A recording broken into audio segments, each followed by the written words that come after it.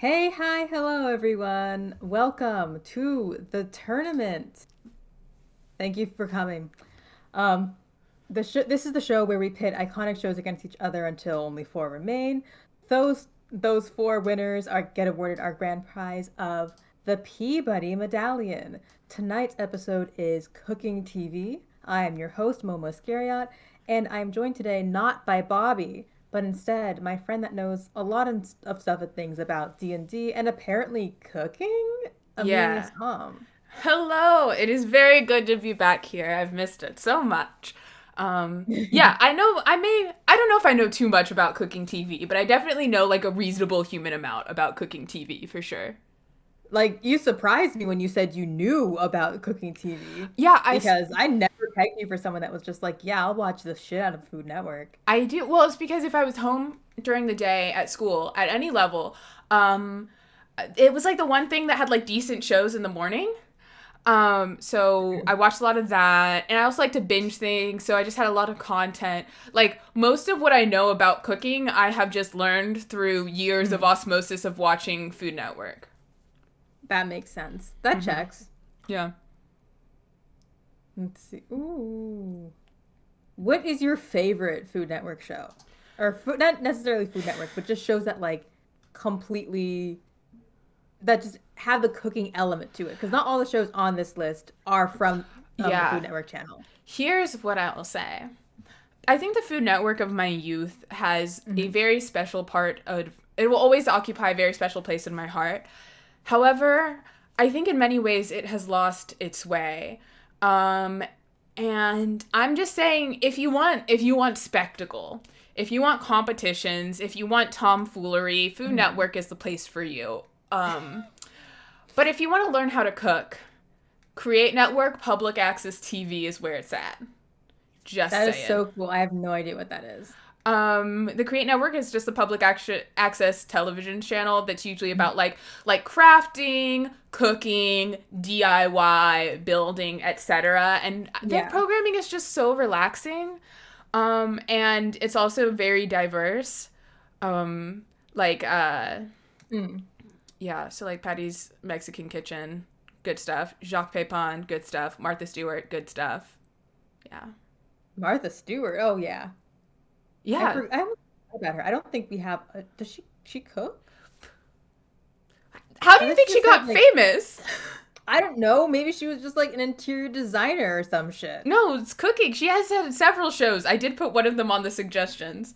But that's Really? why the video of her cooking with Snoop Dogg is like such a thing because she's a cook. And when she was in jail, she like worked in the kitchen and made pies for everyone and all this stuff. Huh. Yeah. I did. I mean, I generally She knew that like Martha Stewart was just like she does a have like home TV decor and personality. homemaking Yeah. and stuff. But no, she's like known for cooking. Huh. I just knew she was like a homebody person, but I thought she Yeah. did like more like interior design stuff. She does it I don't all. think. Oh, okay. I This is guess what I just love about Martha. a well-rounded individual is what I'm hearing. Truly. And she's a prison abolitionist. I did not know that, but She I'm sure if you like go to prison, yeah, you know probably not too how bad hot. it is. Yeah, not Yeah. like the super fun place to be. Yeah. Although she did get to go to like a fancy rich person prison, but still. Like the kind where she got to bake pies in the kitchen because she's Martha Stewart, you know? Yeah. I mean, I don't know, obviously. Obviously. Yeah. But on that, I guess we can just get into Yeah. it. And the first show, our first two shows will be, let me just put them up on the screen so you can see them. I'm going to move the screen over here so that way it looks kind of like I'm looking toward the TVs. Oh, that's good. Yeah. I never thought about that. But that's why you're the one in charge. I don't know I about still that. am. I I still was am like, the I one do in charge. not think that is true at all.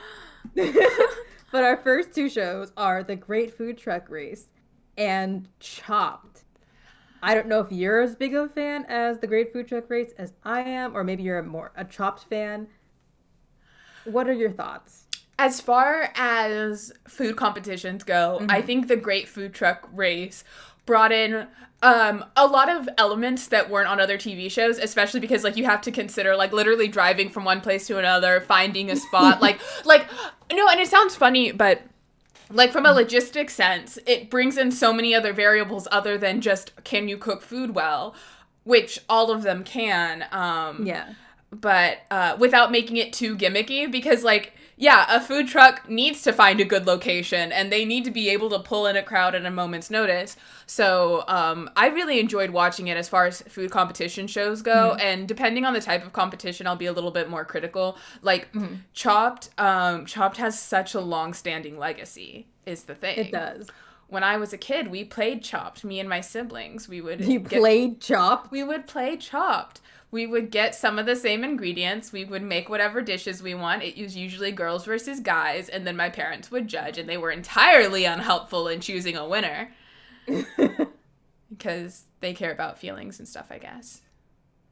But oh my god. For those that aren't familiar with these cooking TV shows, the Great Food Truck Race, basically like 6 to 9 food trucks compete each week for a $50,000 prize. In some cases, they get their own food truck. In some cases, they just get $50,000. And each week, contestants compete to see who earns the most money. The lowest earning competitor of that week gets eliminated at the end of the episode.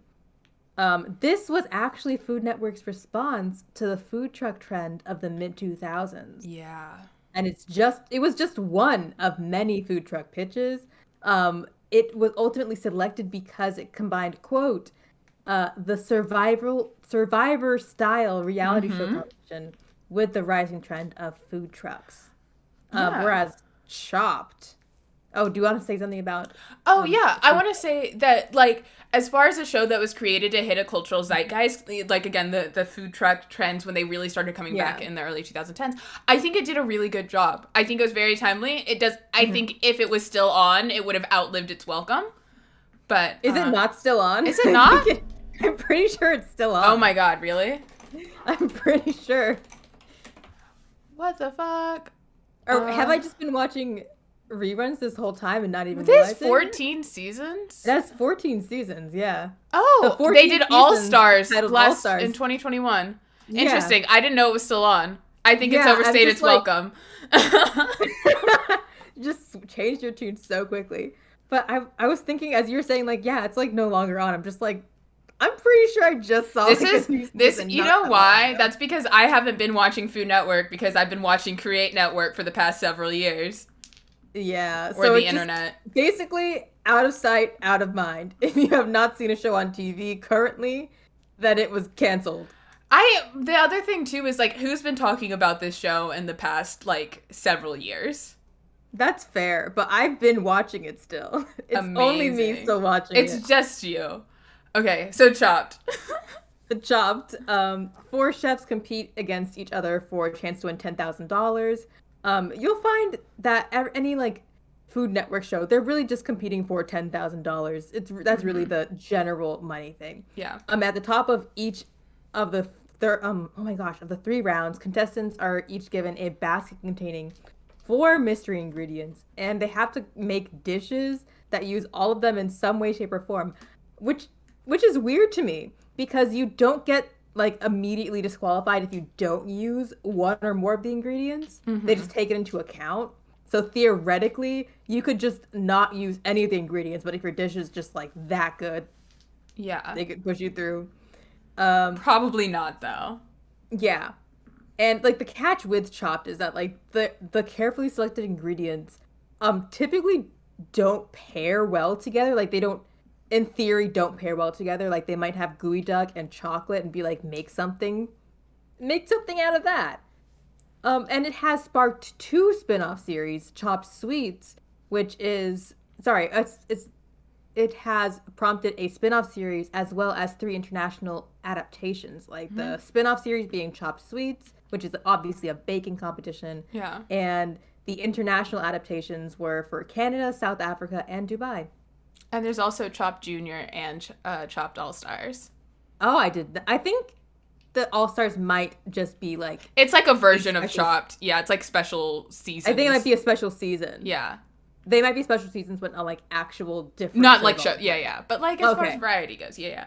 I have a lot to say about Chopped. Okay. I want to hear it all.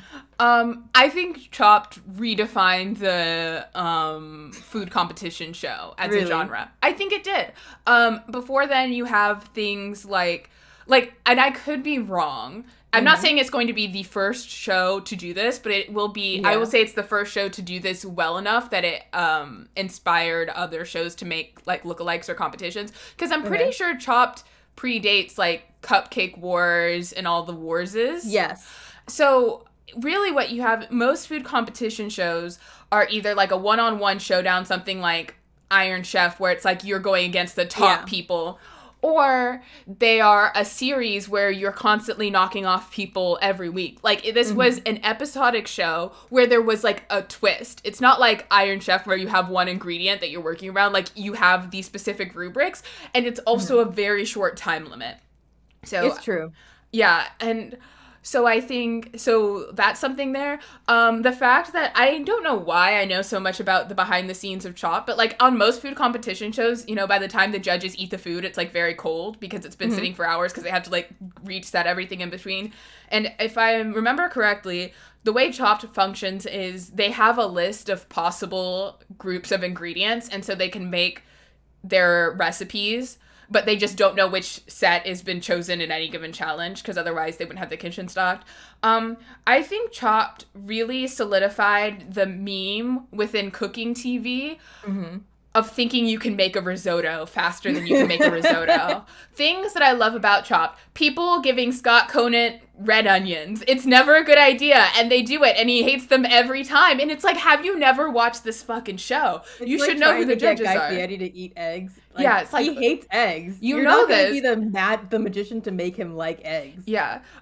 People making risotto when they clearly don't have enough time to make risotto. Amazing. People using the anti-griddle, I feel like there's something, like, were they paid? Were they promoted? Or is it just everyone is like, those things cost, like, thousands of dollars, like, ridiculous amounts of money. So I wonder if it's just like, oh, I'm getting a chance to use this cool thing I can't have in my own kitchen. So. I'm going to use it. It's like the same thing with Iron Chef, where they insist on making, like, using the ice cream machine. Yeah, ice cream machine was my next thing. Ice cream machine, it either works like perfectly fine, or it's like, bro, you have 30 minutes. You can't make ice cream that quickly, do this especially that when well. You're not a pastry or like a confectioner. Confectioner. That's what I was gonna say. Yeah. Confectioner's sugar. Yeah. So I think Chopped really, like, without Chopped, we wouldn't get a lot of the other food competition shows that we get. And I will say, on a negative point, I think Chopped is where we start breaking from let's show people how to cook to just getting into very sensationalized cooking adjacent competitions. I agree. I don't think Chopped does that itself. I think Chopped is on the line, but it opened the possibility to a lot of other things. So what is your verdict? Which one should move on in this competition? In this case, I think that the Great Food Truck Race is getting chopped. Really? I think so.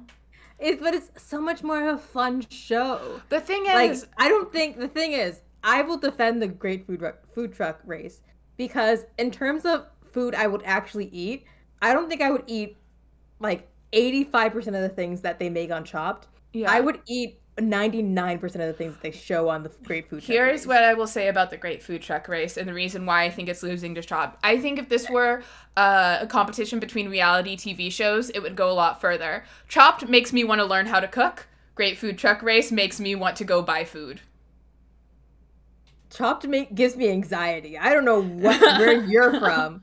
But watching people try to use an ice cream machine when they have 2 minutes left, that gives me anxiety. It's so funny. Listen, anything that serves as a meditation on the hubris of man, you know I'm there. I'm thinking So go ahead, sorry. Oh, I said I'm thinking about the person who was on Chopped who made dishwasher salmon. Oh, right! Like, just such good moments from that. Also, I like like, and I think this is very telling because I can remember specific episodes of Chopped but like there's this one where this, you know, you always have the person who's a vegetarian, you have the person who has a sob story, the person who wants to win to prove they're better than everyone else, and then the asshole. That's true. And there's this one episode where, you know, this one guy just wanted to win as, like, you know, he just wanted to see if he could do it. He was a chef. This other woman wanted to win because she was a chef who needed the prize money because she wanted to, like, fly her mom from, like, wherever she was from to the United States because she hadn't seen her in, like, a decade or more. And she was able to get on the show. And the one guy who wanted to prove he was the best chef won. And he was like, I actually don't need the money. You can have it. I just wanted to, like, win. Like, the asshole is actually kind of bearable? Yeah. And I will say he wasn't the asshole. He wasn't actually an asshole about it, but he was just like, yeah, you know, cooking competition show. I want to see if I got the chops for it. Okay, so at least the lady was able to see her mom. That's really nice. Yeah. So, all right, I guess the Great Food Truck Race gets chopped. Yeah. What a sad I don't want you to think that I made that decision lightly, but I did. I am sure of my conviction. It wasn't a hard decision for you, obviously. I mean, I understand. I don't want people to think that I don't love the Great Food Truck Race, even though it's still on TV. Had no idea. I couldn't tell you what's on Food Network right now, though. I don't watch it. True. The next one is actually, it does hurt me physically. And I'm really sorry I have to do this. This was entirely, again, the random list generator. But it's Down Home with the Neelys versus Guys Grocery Games. That's painful, because I used to love Down Home with the Neelys. I love Down Home with the Neelys. I like Guys Grocery Games combines everything I loved from Supermarket Sweep with everything I love from cooking shows. It was so well done. We loved the alliteration. I hate the alliteration. It's so hard for me to say. Yeah, with the diners, drive-ins, and dive. That's coming up. It's just me fighting with it. Triple G. Triple G. Yeah. For those that don't know, Down Home with the Neelys, it was hosted by then husband and wife duo Pat and Gina Neely. The show featured the couple in their Memphis home preparing traditional Southern dishes, namely barbecue. The show had 10 seasons and at one point was Food Network's highest rated show. Unfortunately, the show was canceled in 2014 when the couple announced their divorce. And I won't go into their relationship because that's frankly none of our business. Yeah. But apparently, Gina didn't even want to be a TV chef in the first place, and her daughters didn't enjoy it either. Oh, that's sad. And I'll leave it at that. That sucks. Because I really did like the show. It was just, I'm always reading for Everybody Black. But, it's really sad when they got divorced because it was like a cute little, it's sad to know that she and her daughters didn't like it because it was, you know, one of the earlier shows that seemed like a less toxic version of mommy blogging before mommy blogging really took off as an industry. It's true. Also, the food was good. They started in like 2008, I want to say. Yeah. I think we still have their mac and cheese like for Christmas every year. Yeah. It's pretty damn good. This is very sad that the show was canceled. But I mean, it happens. Either kill yourself or get killed. And okay, what was it about Guys Grocery Games? Okay. So, obviously hosted by Guy Fieri, the game show is set in a fully functional supermarket, but it's actually a set that they built for this, and it's called obviously Flavortown Market. Each episode, 4 chefs compete against each other for the chance to win $20,000 this time, all while partaking in challenges crafted by Fieri. The last one standing gets the opportunity to attempt Guy's shopping spree, and they had actually 2 different formats for this Guy's shopping spree. From seasons 1 to 11, they had to get like a named item from each of the market's 10 aisles, and they get $2,000 for each item. But in season 12 to now, he gives them like 5 clues, and you have to like find the item, and it's $4,000 for each item. So I guess there's 5 items this time. This is where we get into the tomfoolery. All right. I mean, I still have more on it, but I might save that for later. Oh, no, you can say more. I'm just, it's just an aside that, again, Guy's Grocery Games comes in a post-Chopped world. And I don't want to be a food show purist, but, if we had an alignment chart where, I don't know, Fear Factor was in the chaotic evil corner. I see that. And, I see that. I feel like 30-Minute Meals with Rachel Ray is just what I think of as a quintessential cooking show, in that it is That is also not on this list. Sorry. That was one of my faves. God. You didn't say that. I asked you specifically ones you wanted to be here. That was the list. You gave me a list of 60 shows. They were all very important to me. I was not going to have this be 4 hours long when we short through 60 shows. Okay. I'll next time I'll make a priority list. Yes, but as far as quintessential shows go, that stresses me out more than Chopped. Chopped is just one thing. Chopped is 4 ingredients, make a dish. Yeah. You don't have a lot of time.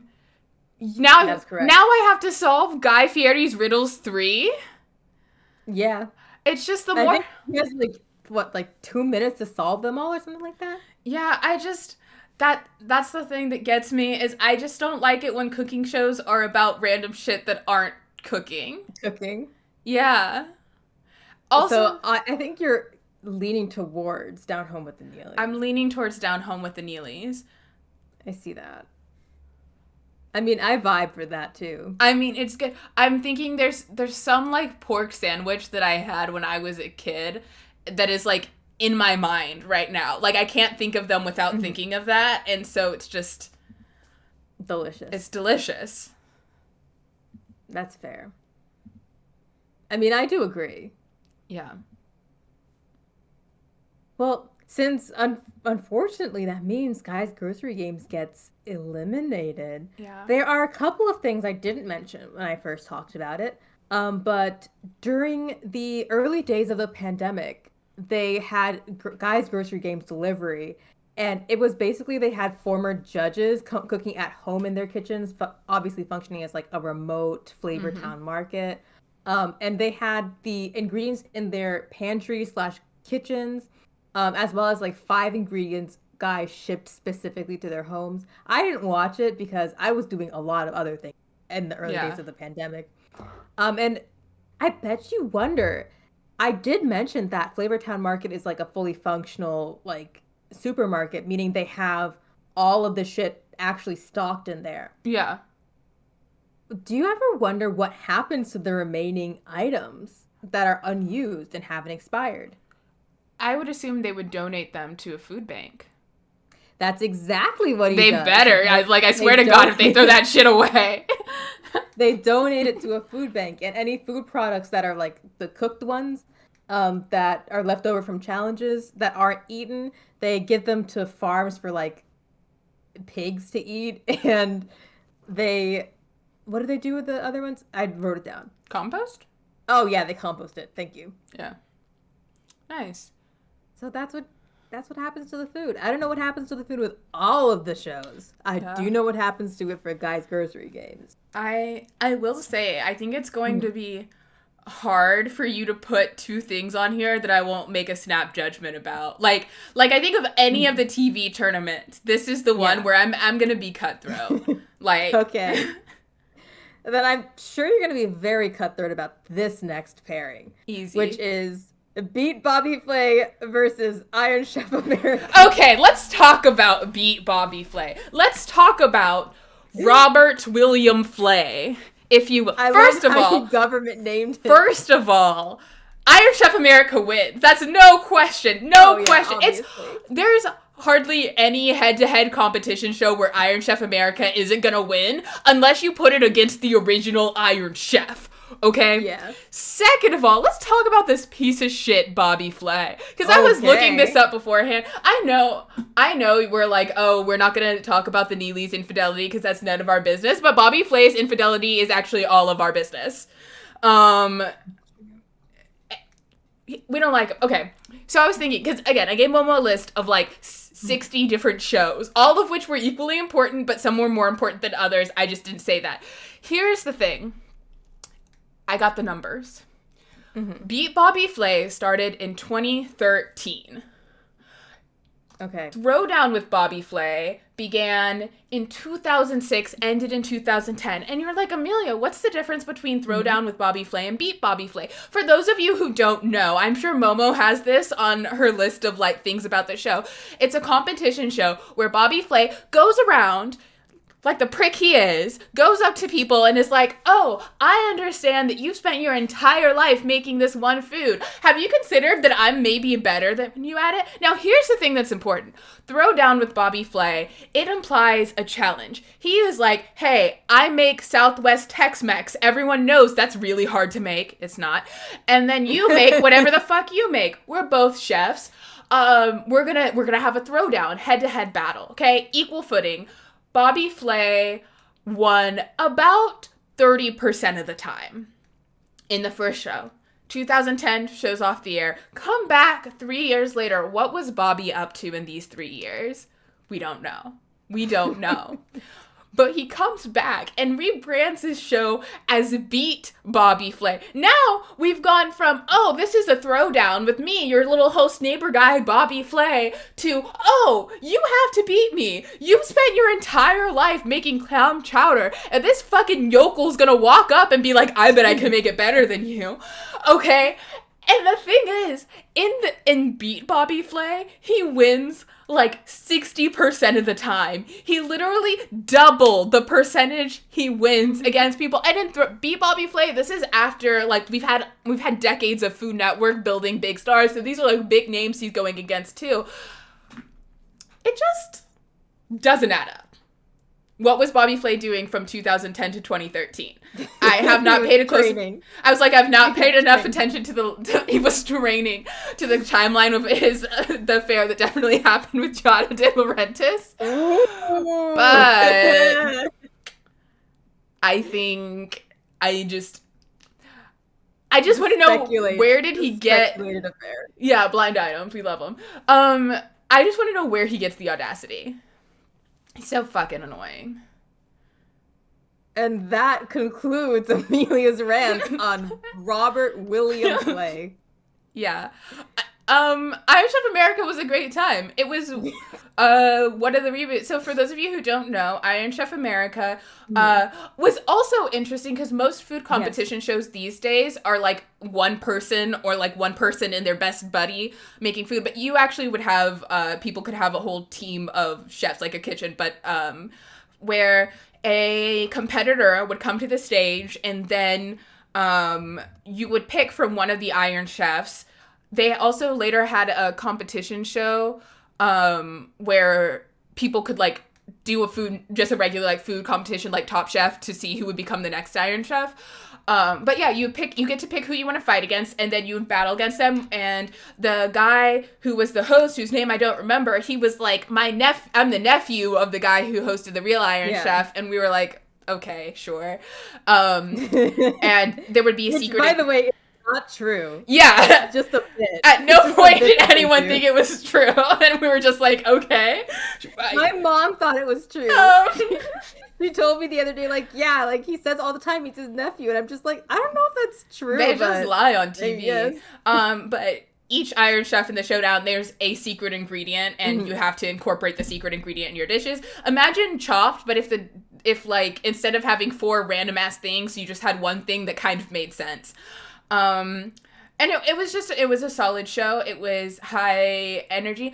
Honestly, who hosted that? It was Alton Brown and the other guy. Both of them had really good... Who was the other guy? I don't remember the other guy, actually. I do remember they both had really good color commentary for, like, it being a food cooking...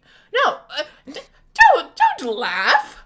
I'm being serious. They had really good commentary. I mean, I wasn't really paying attention to that. I was too busy trying to figure out, like, is that Michael Simon or Michael Salakis? And that was, like, really so fair. All of my time. So fair. Dedicated. But, like, as far as food competitions go, again, you know me, I like the originals. I like a little bit of spectacle, but not too much. I like it classic. This was something that just took, like, you had, it wasn't like a ridiculous time strain. Like, it was, you know, like a couple hours or something, like, hard to make all of these dishes in. But really, the main restraint was just you holding yourself accountable, you being the chef here, to how intricate and like how difficult you wanted your dishes to be. Like you always had the option of taking a safer route, but of course, like your only limit is yourself and the clock. And I really like that. And it was very high paced. And I think part of that too is just because working in a restaurant or working in a kitchen is an inherently stressful job, even when you don't have tons of orders getting out. And this was something that showed and like illustrated how high stakes that is, even when there's not there are really no stakes. There are no stakes. Like no stakes. Like you're not gonna have someone yell at you. You're not doing it for money, but like just the act of getting all of these things done is inherently I don't know. It's just inherently stressful and good. Yeah. And again, the color commentary was phenomenal. You had one guy in the ground, one guy in the sky. It was perfect. It's actually really interesting you mentioned that you're like a purist, but you seem to be leaning towards Iron Chef America, because this is only one of the American adaptations of the show. Because I say one because there was one before Iron Chef America called Iron Chef USA in 2001 that failed super hard. And they ended up bringing back Iron Chef because they're just like, no, this show is so successful in Japan. This has got to succeed in America. Yeah. So they had a series of specials called Iron Chef Battle of the Masters, where they had like what would eventually evolve into what we now know as Iron Chef America, with, I think it was like Iron Chef Morimoto, I think a couple of chefs that were originally on like the Iron Chef. And then it kind of just exploded into Iron Chef America. So congratulations to Second Tries the Charm. Yeah. And on this version of Iron Chef, the Iron Chefs have either been previous Food Network personalities, current personalities, or on the original Iron Chef, or earned their title through Next Iron Chef. Yeah. Unfortunately, Bobby Chef was one of the Iron Chefs in America, but we're going to ignore that. Yeah, because he was a Food Network personality. That's really it. Which I was like, those ones, you know, it's like chefs, the personality ones. I want to say I looked it up. Kevin Brausch was the floor reporter to Alton Brown's Eye in the Sky. Also, Kat Cora made me gay. It was one of many things. Like, we love to see it. Mean lady cook food. She wasn't even mean. She just got shit done, which is hot. Yeah. Oh, welcome, Hot Like Buddha. Yeah, Iron Chef Morimoto was my favorite because he like rarely ever lost. And he was like, so good. Winners. Yeah. I just felt he was a safe person to root for because he would always not let me down. So true. Oh, okay. So obviously, Beat Bobby Flay gets eliminated in the first round. All saw this coming. And I don't think anyone's really sad about it except Bobby Flay. If he saw this, he would make another show called, I don't know, The Tournament Beat Bobby Flay, something like that. I'll fight Bobby Flay right now. Our show. I'll fight him right now, and I'd win. I do see you winning, actually. I think you might be taller than him. Probably. He's a short man who needs to be humbled. Not all short men need to be humbled, but some of them do. But Bobby Flay does. But our next two shows, Worst Cooks in America versus Artie Party. I was thinking a lot about Worst Cooks in America just recently. I think maybe my brain has been thinking about cooking TV shows just in the lead up to this. Also, I've been cooking more recently, and every time I realize how long it takes me to cut an onion, I'm like, oh my god, I would never make it on a food competition show. They'd be like, you have 25 minutes to make this entree, and literally 5 of them are just me trying to cut one onion. Are you cutting it properly? Yeah, I'm slow. I think. Are you bear clawing it? You're supposed to bear claw. Yeah, I bear claw. I'm just slow. And I don't have good knives. I'm just like, my fingers go. I have the proper knife holding technique, and I don't. Yeah. I know Uh, Anne Burrell would come over with a like red marker and like mark my finger, but like I'm still gonna cut it that way. yeah. But I think Worst Cooks is good. The thing that I Mm, don't get, and maybe this is just something that I just didn't pay attention mm, to, is like you have a show called Worst Cooks in America, and then you get mm. kicked off if you're bad at cooking. Um, Shouldn't you like get kicked off if you're too good at cooking? Yeah, or like the people who are bad. I was thinking, like, what if there's a show for just like mediocre cooks? Like something like Mm. Nailed It, but just like as a cooking competition show. And then I was thinking, what And if, that is basically nailed it. That's just well, nailed it. Nailed It's like baking. True. But I mean like a weekly, like progressive, like cooking show where you have like a different thing where they Okay. show you how to, yeah. Something like Great British Bake Off, but Great British Baking Show, but like different. I don't know. I was thinking of that, and then I was thinking how fun it would be if you had a reality TV show that instead of Worst Cooks, like you know how there's that reality TV show where they tell all these people they're coming to like a sex island, and then the one rule is that they can't kiss or like have sex or touch each other, and every time they do, they lose money. I mean, I don't know where you're going with that, with this cooking vibe, but like, I, go ahead. I'll bring it Go back. ahead. So you know the show, okay? Stay with me here. So the premise of that show is that they tell everyone this is going to be a fun, sexy time reality TV show like Love Island, and then off. I think they should do that. Exact same premise, but it's just a competition cooking show. So you just I have to don't watch know. these beautiful idiots like live in a house together and be dramatic, and then also it's like, can you like properly char a steak? I mean, I'm just sure the TV producers are just emailing you up the wazoo because I have not heard an idea like that ever. This is a brilliant show. This is why all of the TV producers should hire me for everything immediately. I mean, I don't have a better idea. I can't say Like, would you shit. watch that show? No. I would watch it. I would watch that show so hard. It checks every box. Hot people, being dumb, cooking show, stress, Okay. lying. All right. If for people that don't know, Worst Cooks in America, obviously it's like the worst cooks in America. They go through like a boot camp style cooking competition. There's time they're trying to compete to win $25,000, and they're trained in basic culinary skills to prepare them for the final challenge, which would be it's cooking a three-course restaurant quality meal for food critics. And they have two mentors, like Red Team, Blue Team. It's always Anne Burrell plus somebody else. Like they have like a rotating cast of other mentors. It includes Bobby Flay, Tyler Florence, Rachel Ray, Alton Brown, and currently Cliff Crooks. I don't know who that is. Does that I know Bobby Flay is not your favorite person. Bobby Flay's everywhere is the thing. That is true. He's like herpes. It's just all over. He's literally everywhere on Food Everywhere. Network. And Everywhere. Artie Party, it was a really short-lived, I'd say, considering Yeah. Food Network shows usually have like upwards of 5 seasons. But it was hosted by Artie Sequeira. Oh my gosh, I butchered her last name. I'm so sorry. And she won the 6th season of the Next Food Network Star.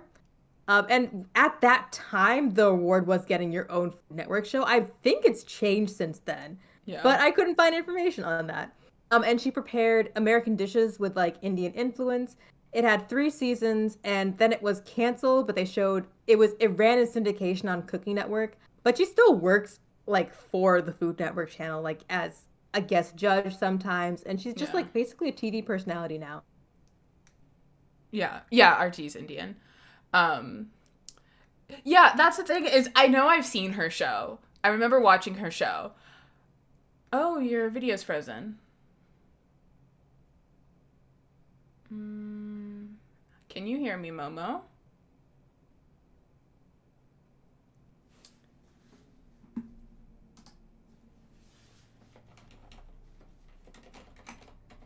Well, we are gonna wait to see if Momo can disconnect and reconnect.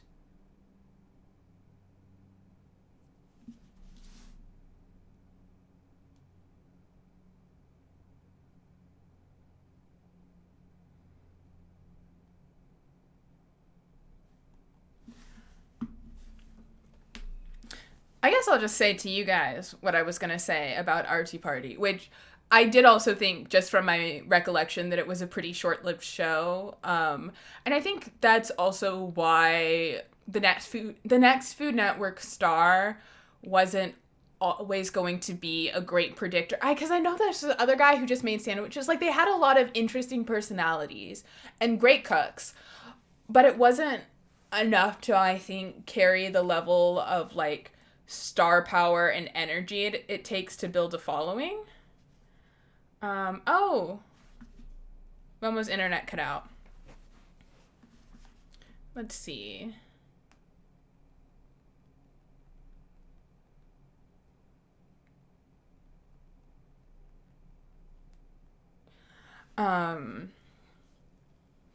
Yeah. Again, it was very forgettable, which is unfortunate. But, like, again, I think she had great energy. I don't think there was literally anything wrong with her. I don't know if I cooked any of her recipes. I feel like I'm kind of using two different metrics, because the cooking shows, I tend to, the, like, competition shows, I tend to judge on whether I think the shenanigans outweigh the food. And Worst Cooks, even though it is, you know, one of the newer shows and arguably has a shenanigan of people not being good cooks. Why am I so choppy? Okay. You're out of the... And so while Worst Cooks is, like, a little bit gimmicky, it still is about food. It's about teaching these people how to cook. And I do think, I'm just totally making this up, but I feel like the people who get kicked off the show, I think they still teach them how to cook. Because, you know, with most reality TV shows, with the exception of, like, Great British Baking Show, because people just kind of go back home in between, like, they usually just keep you someplace till they finish filming, so that way, you know, people don't know who went home early. I think they just keep teaching them how to cook. Momo's internet has cut out, and she asked if I can hear her, so I don't know if she knows that, well, I mean, I just texted her, but otherwise I don't think on her end it's shown that she got kicked out of the stream. Yeah. And then, yeah, so competition shows, and then as far as, like, cooking shows go, did it make me want to actually cook food? Did the food look good? Any exploration? When I gave Momo my master list, I had learn how to cook shows, cooking competition shows, and then exploration shows like Unwrapped, like Good Eats, that,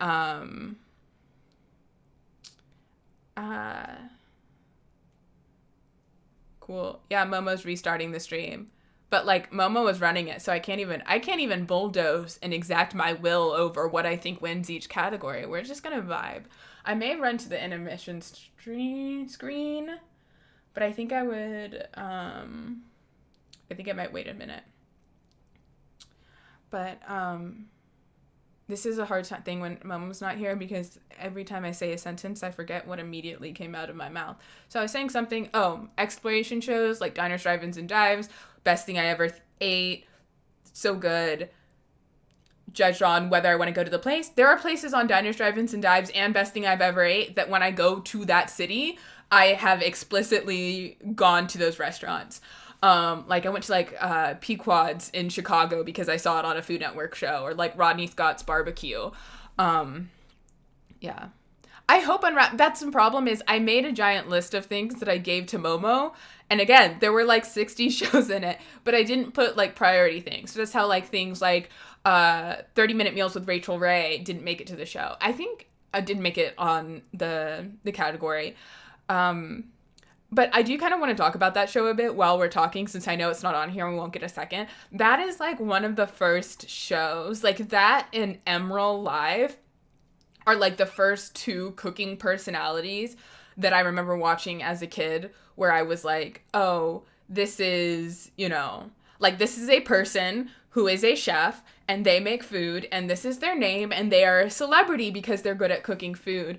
And like, I think my mom had like so many Rachel Ray cookbooks, and it was so easy to make that even from a pretty young age I could make it. And it also set wildly unrealistic expectations for how long I think a meal should take, because I didn't quite grasp that being able to cook an entire meal in roughly 30 minutes was like ridiculously short.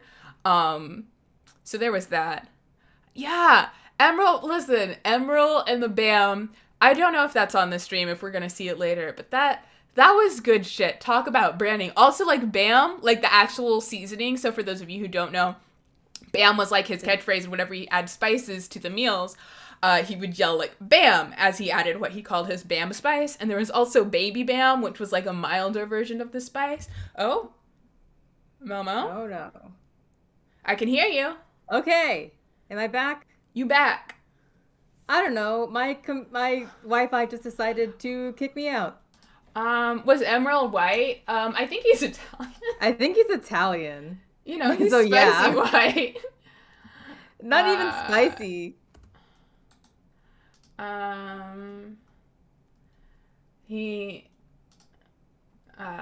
I think he's just Italian. Yeah, he's just Italian. But I hope you had fun while I was like gone.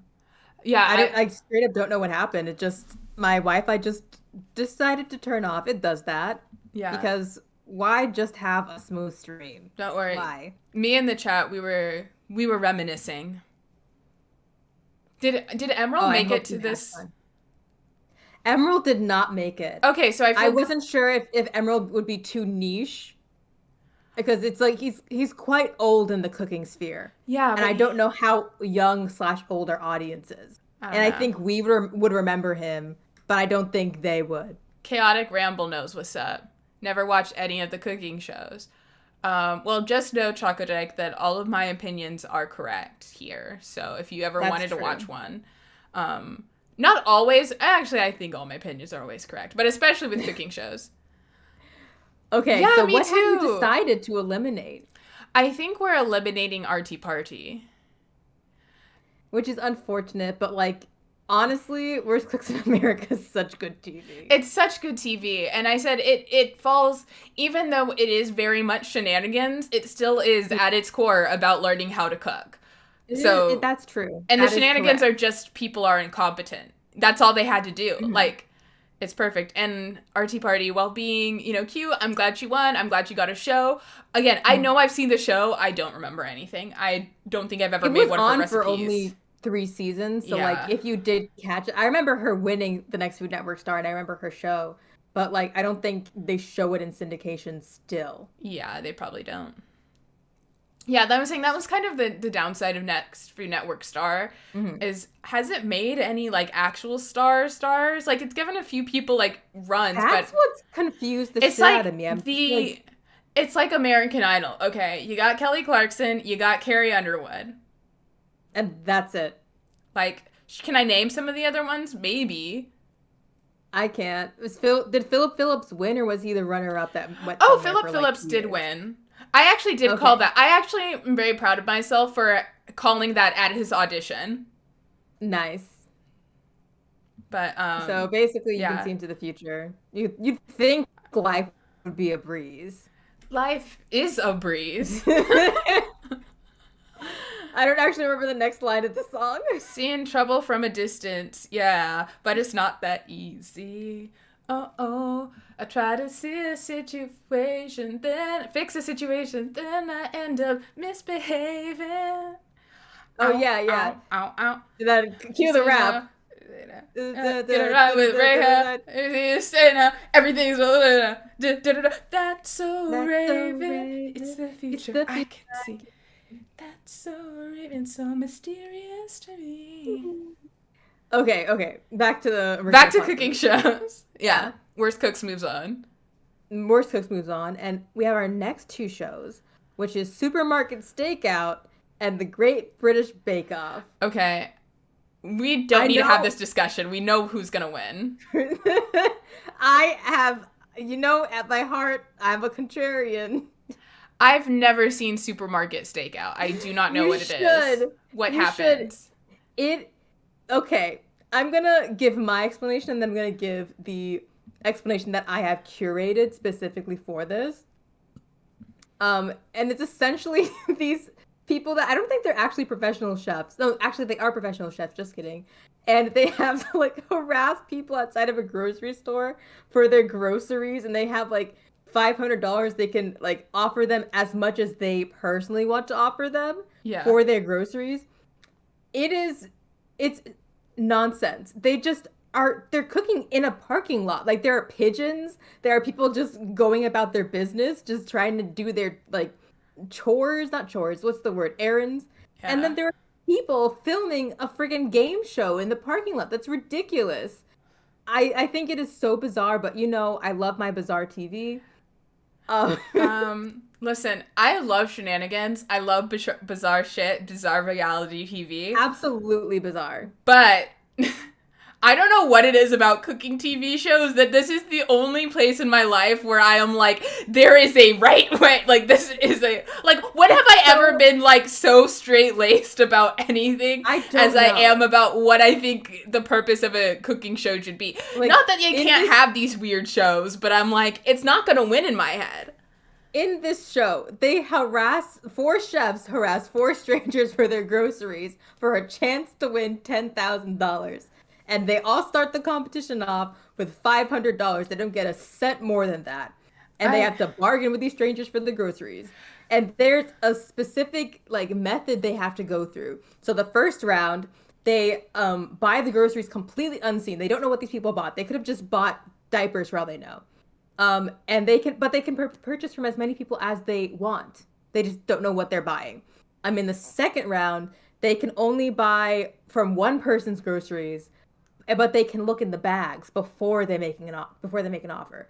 And in the final round, they can only buy 5 items, but they can buy from multiple people and look through their bags. And through, I think, like the last 5 minutes of the competition, they can go into the supermarket and buy one more thing. But they have to, with the leftover money they have, but they do have to like wait in line and pay for the thing. It's chaos.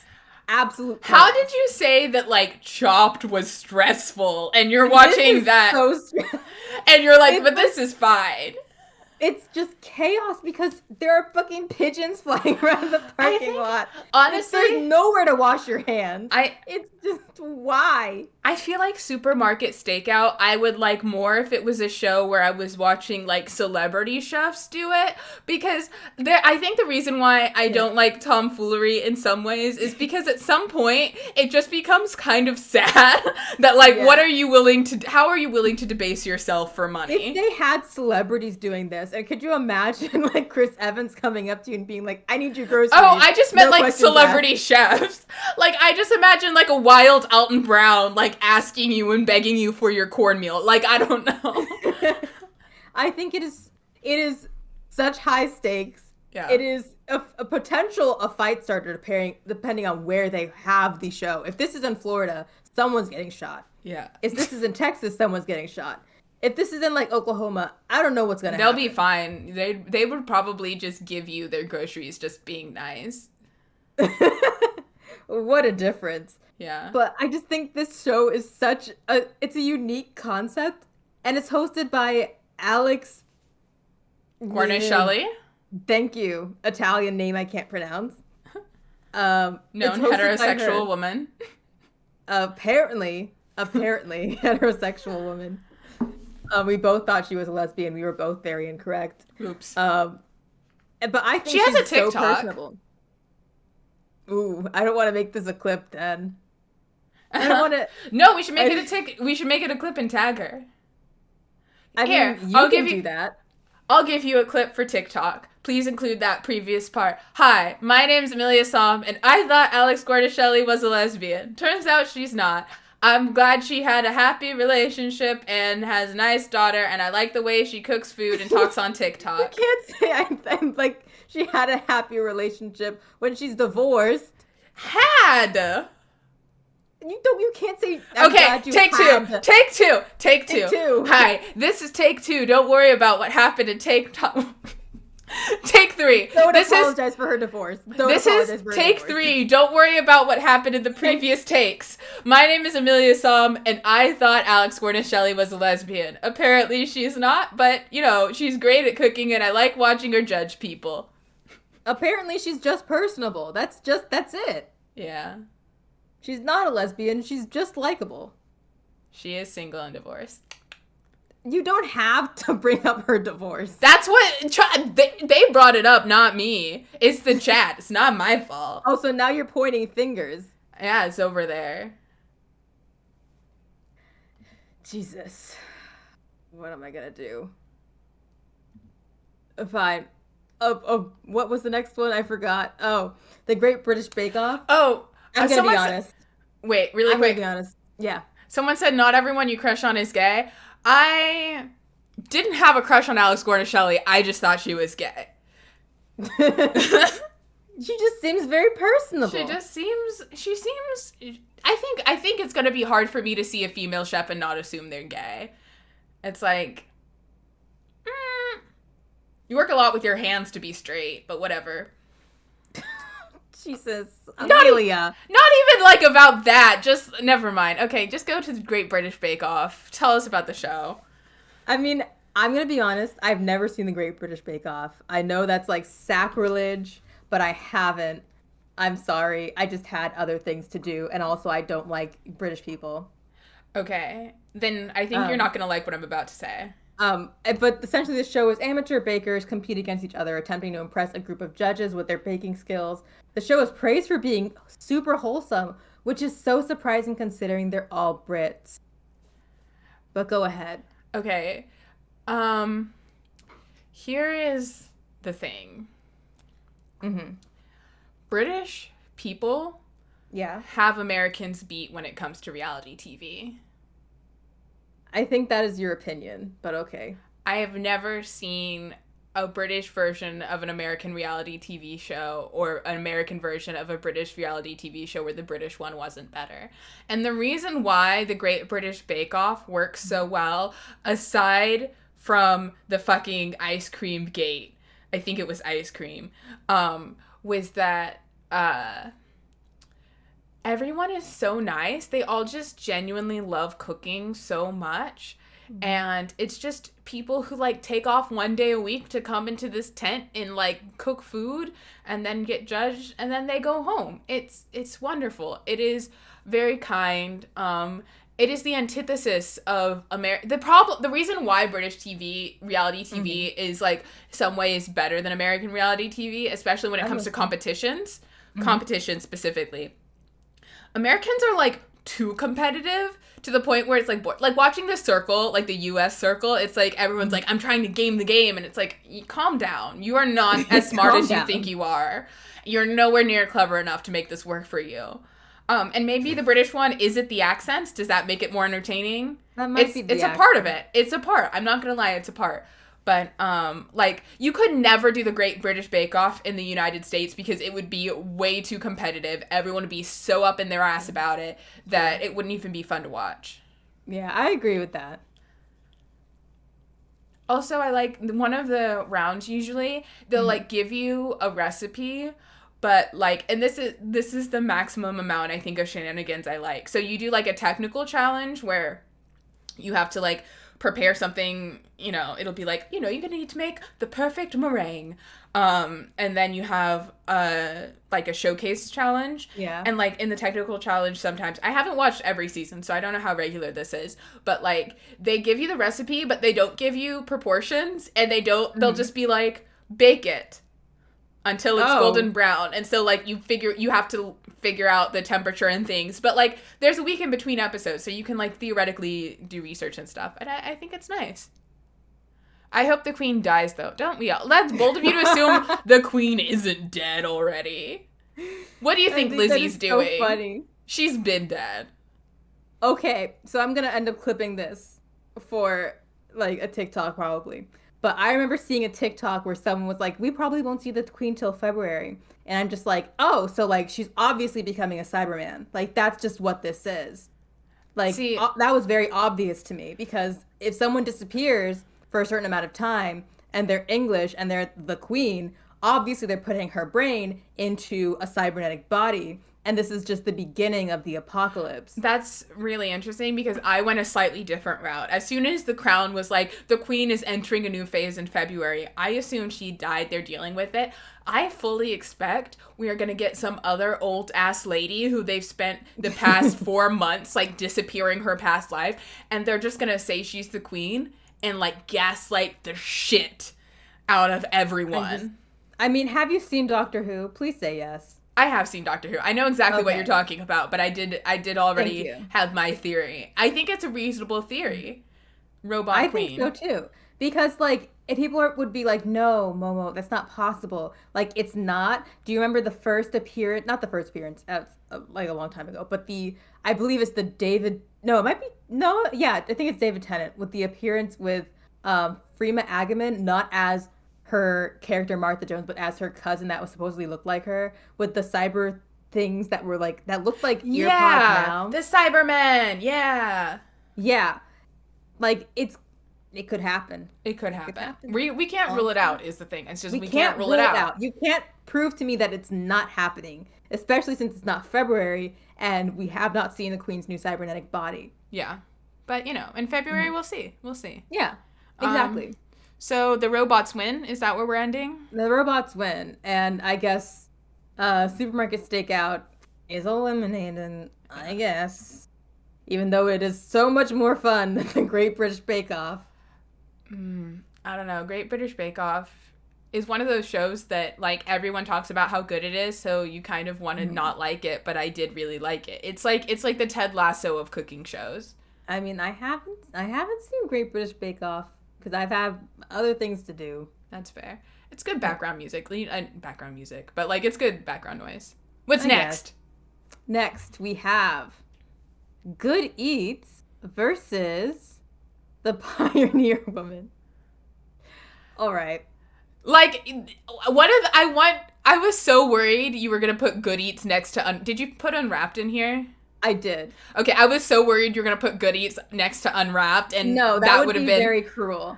But I want to talk a little bit about the Pioneer Woman, because I have written as the description for this show, Ree Drummond cooking food that I would never under any circumstances eat ever. Really? Because I don't like her food. I don't like it. It reminds me of what I would think like 1950s housewives would cook. And that's interesting. Like, the Jello, things in Jello, meat in Jello, I don't enjoy it. I actually do like some of her food. I think this is the end of our friendship. Here's the thing. Not to be like a hipster about it, but like before she was the Pioneer Woman on TV show, back when she was just a blog, I used a few of her recipes, and I think my mom has one of her cookbooks. You're biased because this woman films in your home state of Oklahoma. Listen, I didn't say she was winning. I'm just saying she has a pretty damn good cinnamon roll recipe. Like, I'm sure she does. Yeah. So I like her food. Honestly, I would put her in the same genre. What are the Magnolia people? You know what I'm talking about? Oh my gosh. Chip and Joanna Gaines. Fixer Upper. Like yeah, I would. Like she's in the same genre as them. I agree more with so that. she is, even though she is a cook and she has a cooking show, that whatever they're selling, they're selling. I will say, me and my roommate do explicitly have a self-aware Pioneer Woman themed kitchen because why? Amelia, you're killing me. No, it's because she's the Rachel Ray of the present day, in the sense that her stuff you can buy at Walmart, it's decent quality, and it's actually really affordable, and it's cute. Amelia, her name is literally the Pioneer Woman. That's not present day. I mean, like, in the sense that, like, if you go back a decade ago, Rachel Ray was the one who's... Yeah, I'm talking about in terms of, like, Food Network stardom. If you go back a decade ago, Rachel Ray was the one whose name was everywhere on all of the products and was, like, the most marketable name. Like, you can still buy Rachel Ray branded cooking things. But, like, now, if you go to Walmart, if you go to their cooking section, a very large portion of it is Pioneer Woman themed. And, again, it's cheap And it's decent quality if you want something that's not like Williams Sonoma level prices, but is better than like the OXO stuff you get at Target. Like, I don't buy any cooking stuff from Walmart. I buy my cooking stuff from, I used to buy from Bed Bath & Beyond, but I'm pretty sure that did go out of business. And if I didn't buy it from there, I bought it from TJ Maxx. I never buy cooking stuff at TJ Maxx. I didn't used to buy cooking stuff at Walmart, but it's like, I mean, I don't want to be an ad for Ree Drummond, but like it's decent stuff. It's cheap and it works well. You can buy better stuff from TJ Maxx for the same price. Maybe. I've never been to a TJ Maxx in my life. Oh my God, do they not have one in Oklahoma? No, they absolutely do. I've just never been to one. You should go. It's my favorite place on earth. I feel like it would stress me out. No, it's so nice. I love it. Where is it energy-wise compared to a Ross? It's like better than Marshall's. I've never been to Marshall's.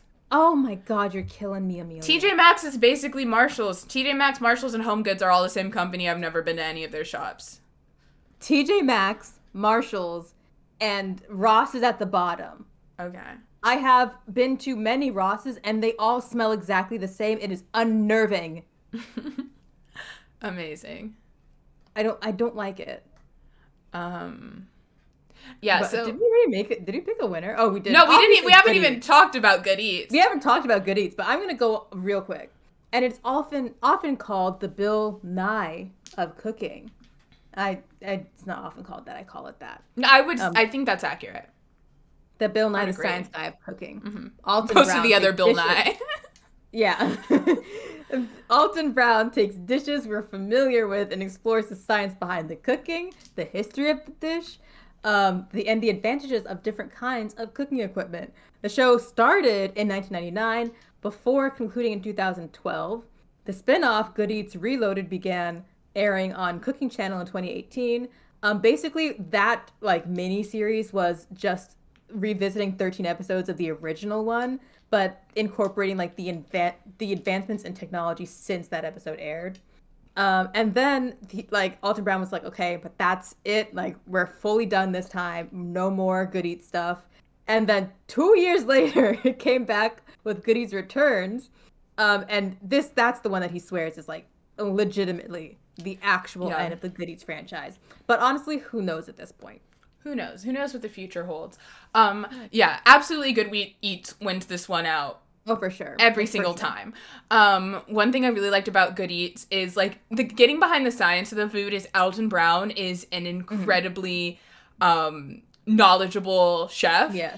More so a knowledgeable chef than he is I would say an actual chef. But which is why it's so nice when he cooks shows, and that's also why when I mentioned he was hosting Iron Chef America and doing the Eye in the Sky color commentary, it was really interesting because you would get very thoughtful commentary. He knows like the theories behind. He knows the theories. He can not only tell you. I don't think I've ever actually seen him cook though. I mean, he cooked on Good Eats, but not in. On a competition no, show. No, he's not a competition network chef. challenge or anything. I've never seen him do that. Yeah, and I don't think he would be good at it. But how do you think he'd do and beat Bobby Flay? I think it would depend. I don't know what he would make, but Bobby Flay might actually win just because it really depends if he had enough time to think through. I think if it was a very technically based dish, something that's I would really like to look at the analytics of Beat Bobby Flay and Throwdown to see what sorts of things Bobby Flay wins at, because Alton would definitely have an advantage if it were any sort of baking or pastry based thing. But for sure, he shits himself when he has to make anything other than barbecue. Yeah, but that's one of the things that I really like about Alton is not only does he know what people are doing, but he can tell you exactly why and why they would do it one way over the other. And there's a lot of newer shows now, Bon Appetit would be one of them. If you watch any New York Times cooking, Milk Street or America's Test Kitchen, that are trying to get behind, trying to explain why you do things the way you should, or the best way to boil an egg or, do anything else, that I think really kind of owe their heritage to Good Eats. I agree. I really enjoyed the show.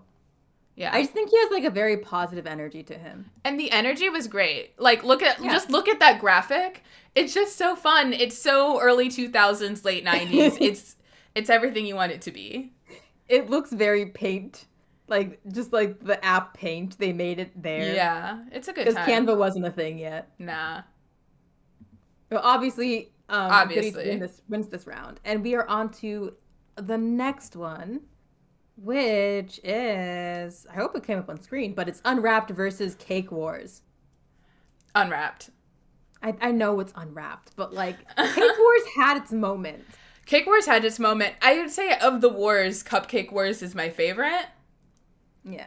But Cake Wars so as well. Is pretty. I think Cake Wars came first, I believe. Mm-hmm.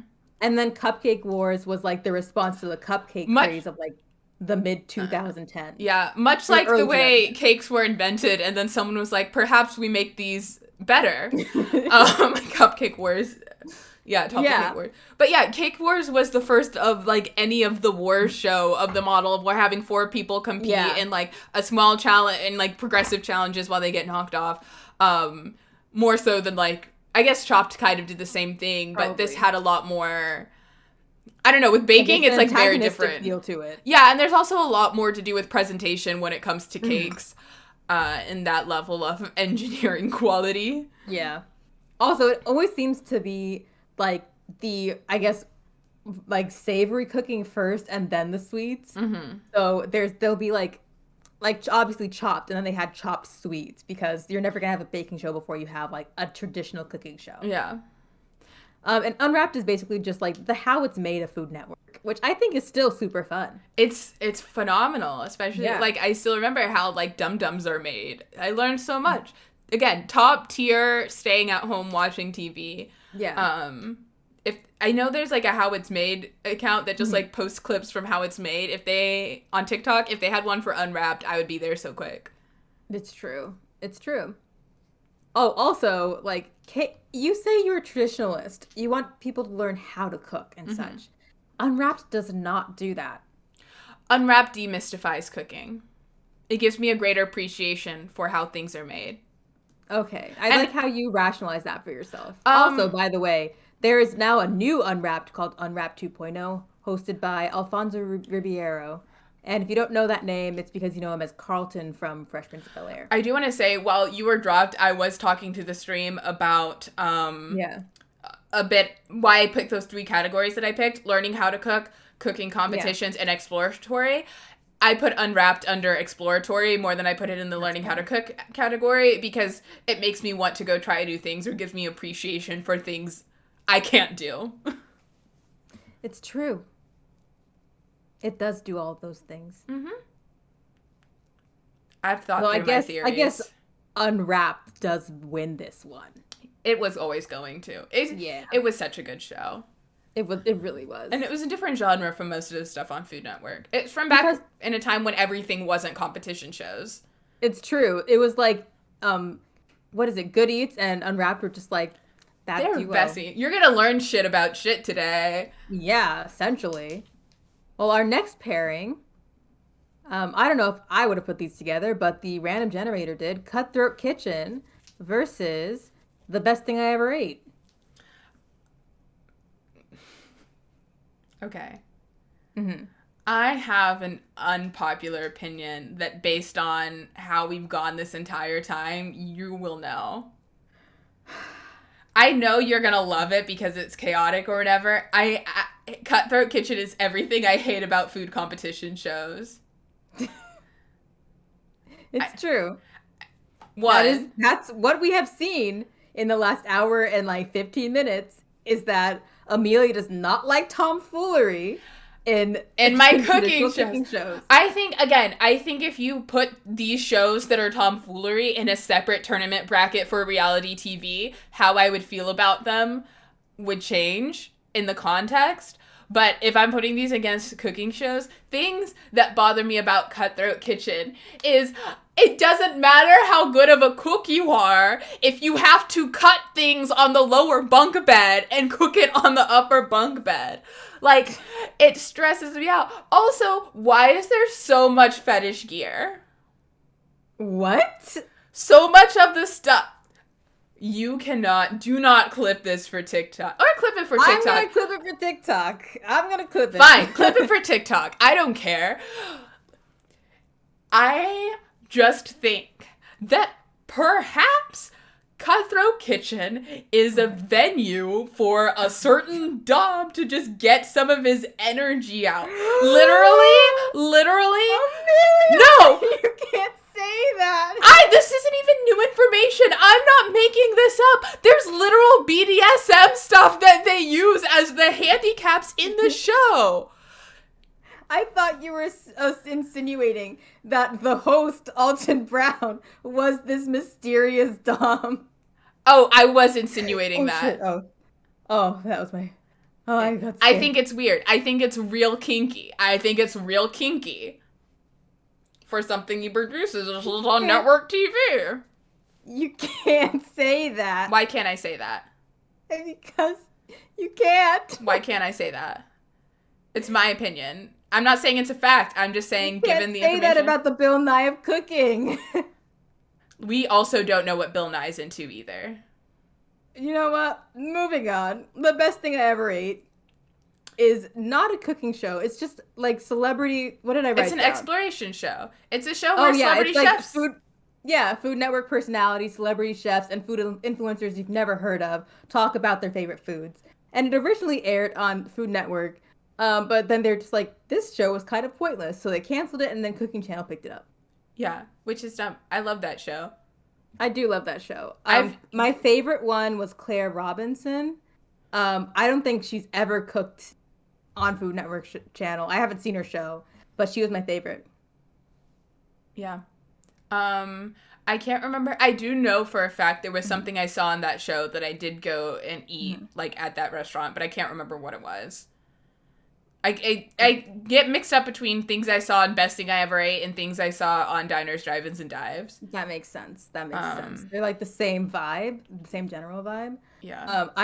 I was watching Best Thing I Ever Ate, and I saw like this picture of a chicken, like a fried chicken, and I was just like, is that Howlin' Ray's?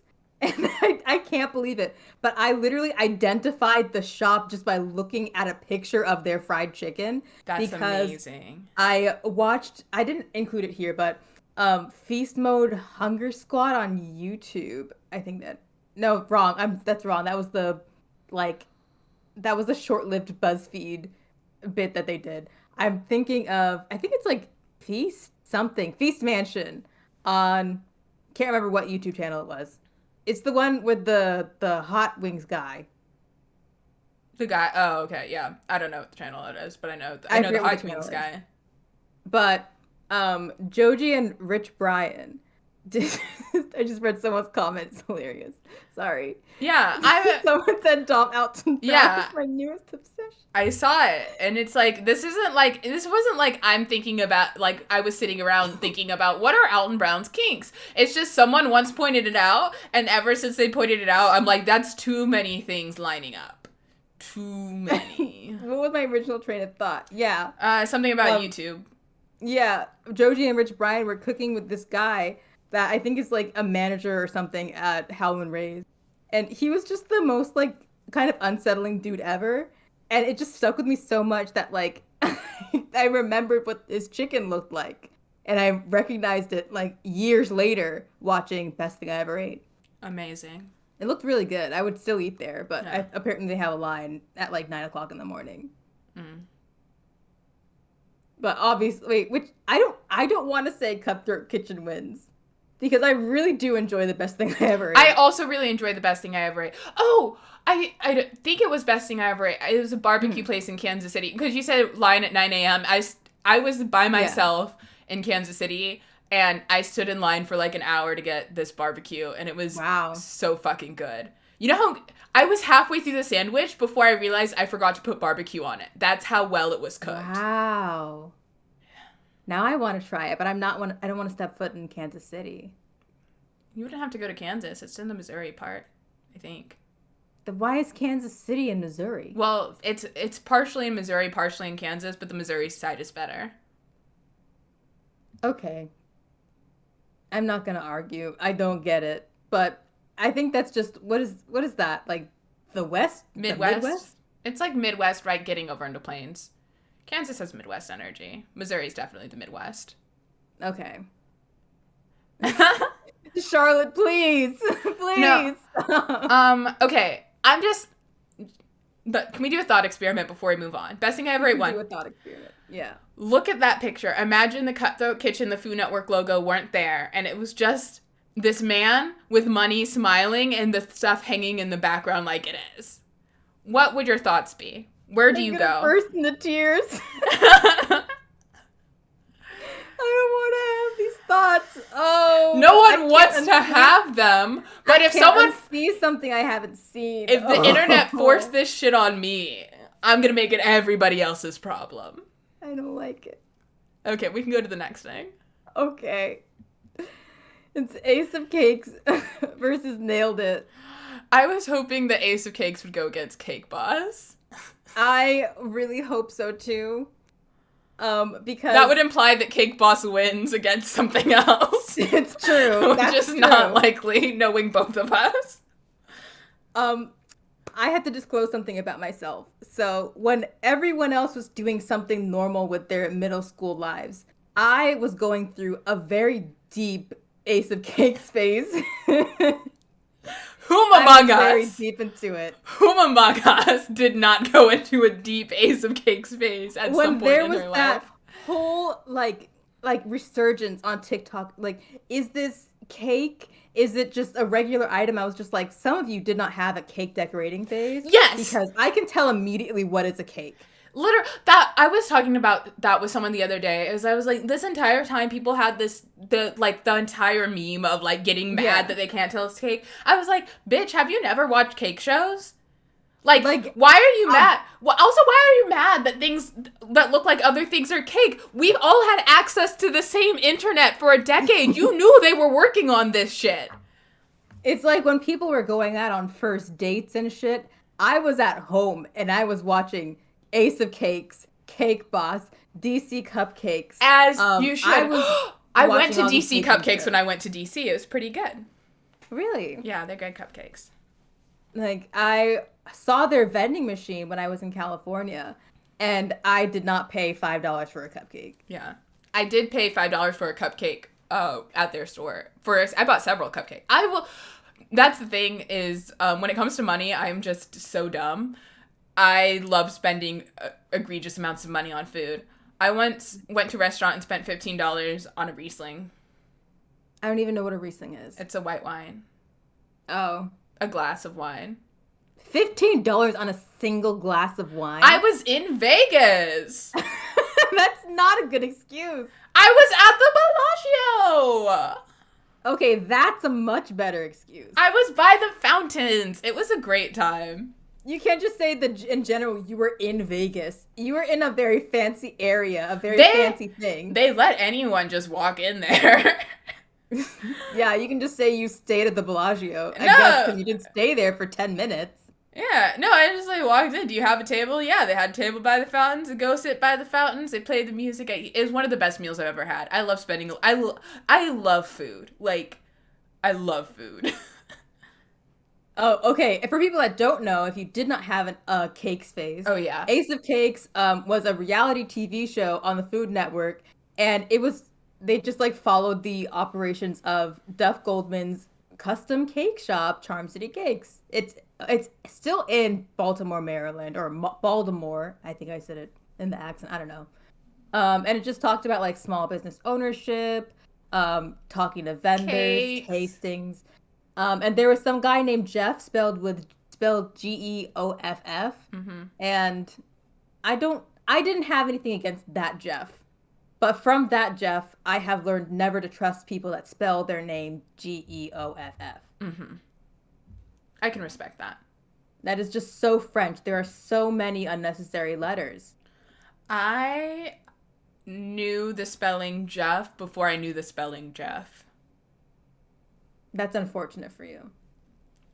It is what it is. Yeah. And Nailed It is just it's hosted by Nicole Byer. She's hilarious. We love her.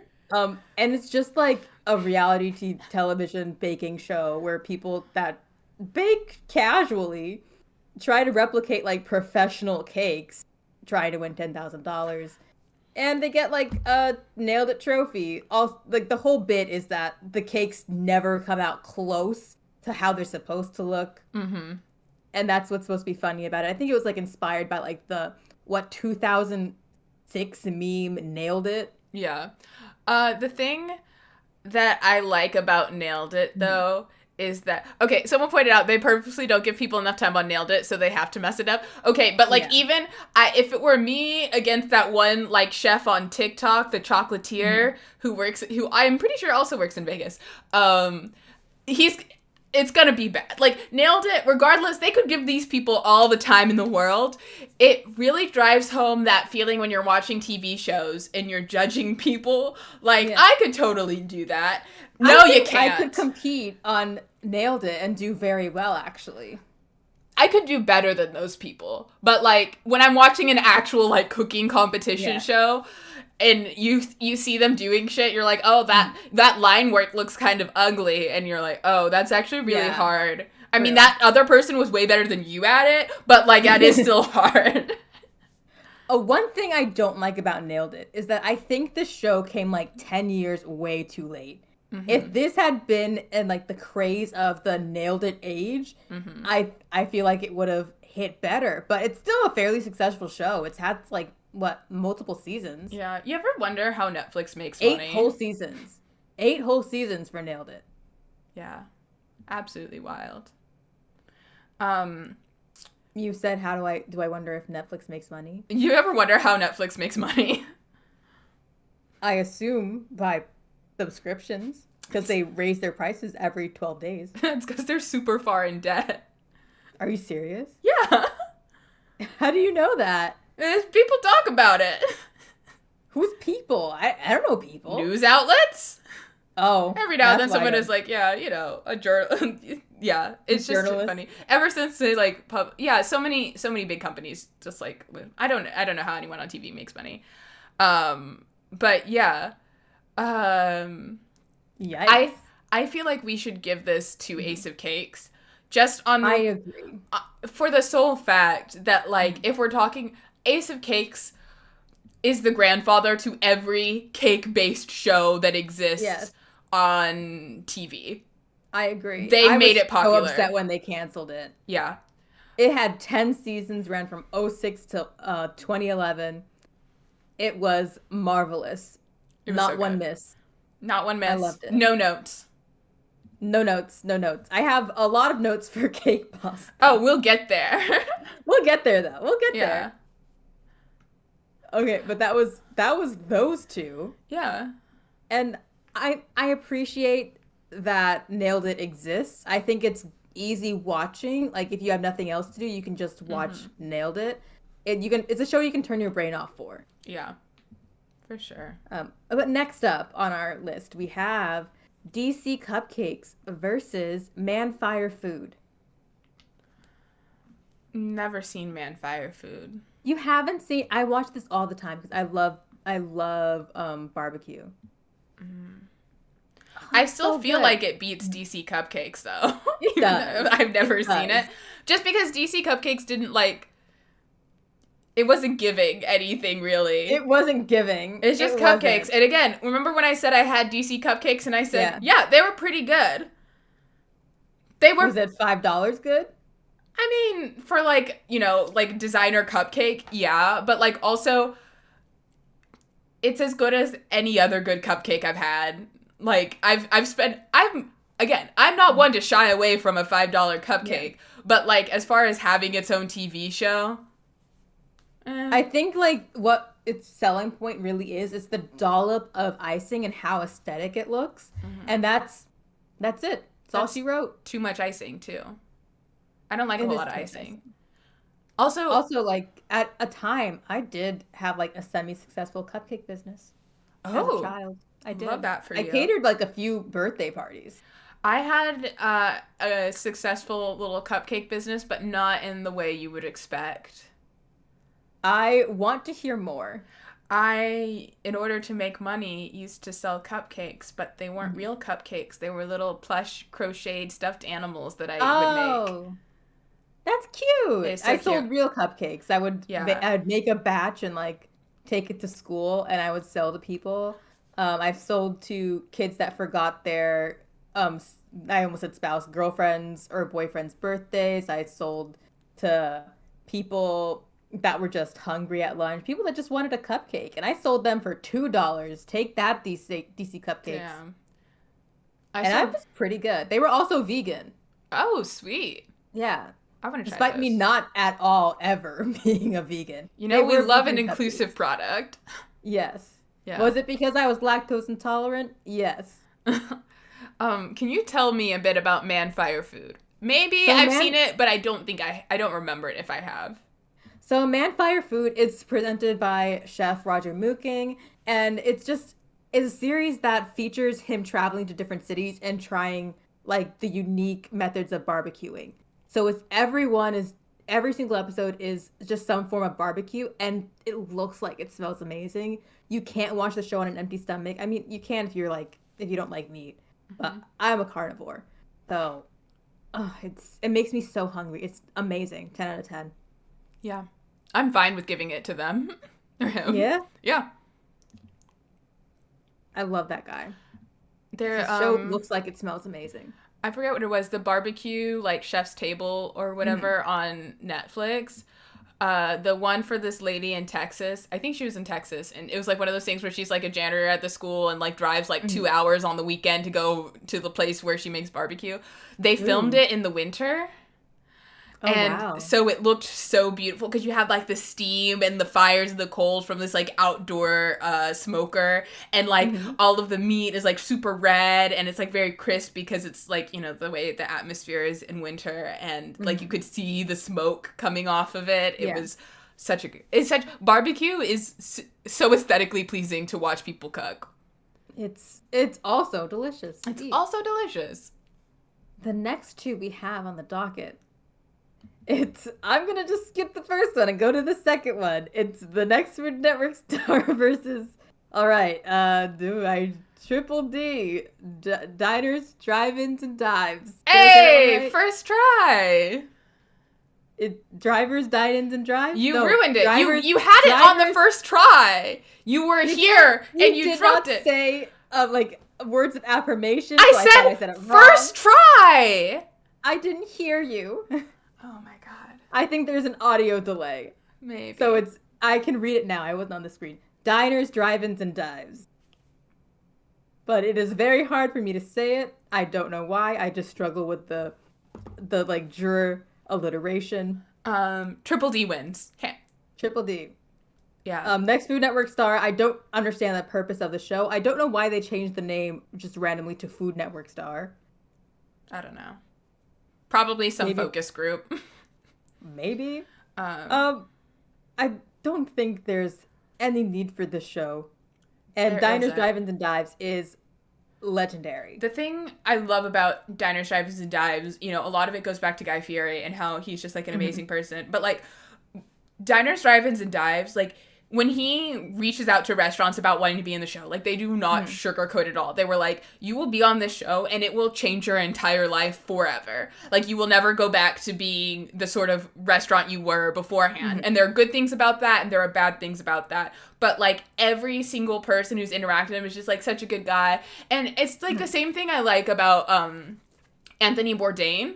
In the sense of going to places and eating food, because you know food is like such a personal thing, and maybe I'm getting like I don't know, I'm not getting too into it for like Diners, No, Drive-ins, go and Dives. for it. This is the exact amount of like respect that Diners, Drive-ins, and Dives goes. Yes, go for it. Preach. I really enjoy when people, especially who have this sort of like outward, what's the word, like not like recognition, credibility, go to just any sort of place and like give these people who spend their entire lives creating food for others the respect they deserve. Whether and like the thing I really love about Diners, Drive-ins, and Dives is that it's explicitly for like little hole in the wall mom and shop businesses. Some are like better known, like if they like I think they went to like Geno's or something in like Philadelphia, but yeah, I just really love the respect it has there, and that's why it's one of my favorite like exploratory shows, because it has that same reverence that you get on like Parts Unknown, but just about like middle of nowhere United States. And honestly, being on that show like can be the difference, if you wanted it, can be the difference between like having your bills paid for years. Like there are people who just spend their entire lives just vacationing by just driving or road tripping to different Triple D destinations. Yeah. And That's some people's retirement, straight up. yeah, and I really enjoy that. And also, if I'm in a place where if I'm in a new city and there are places near me that are on that show, I will go to them just like to try them out. It's good. It's a fun time. I don't like waiting in line, so I don't try it. I don't try them. Yeah. But Triple D aired on November 6th of 2006, and it was originally supposed to be a one-time special. But that one-time special grew into 33 seasons with 419 episodes and counting. Hot damn.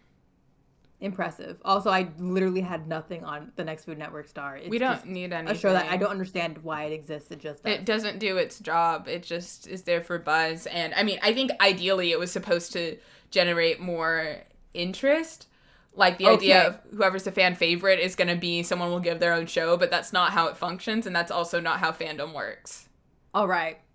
So, I have a speculation. This show has just gone on this long just so Bobby Flay and Giada have a reason to be in the same place at the same time. It's their cover. Can't say that's 100% not what's happening.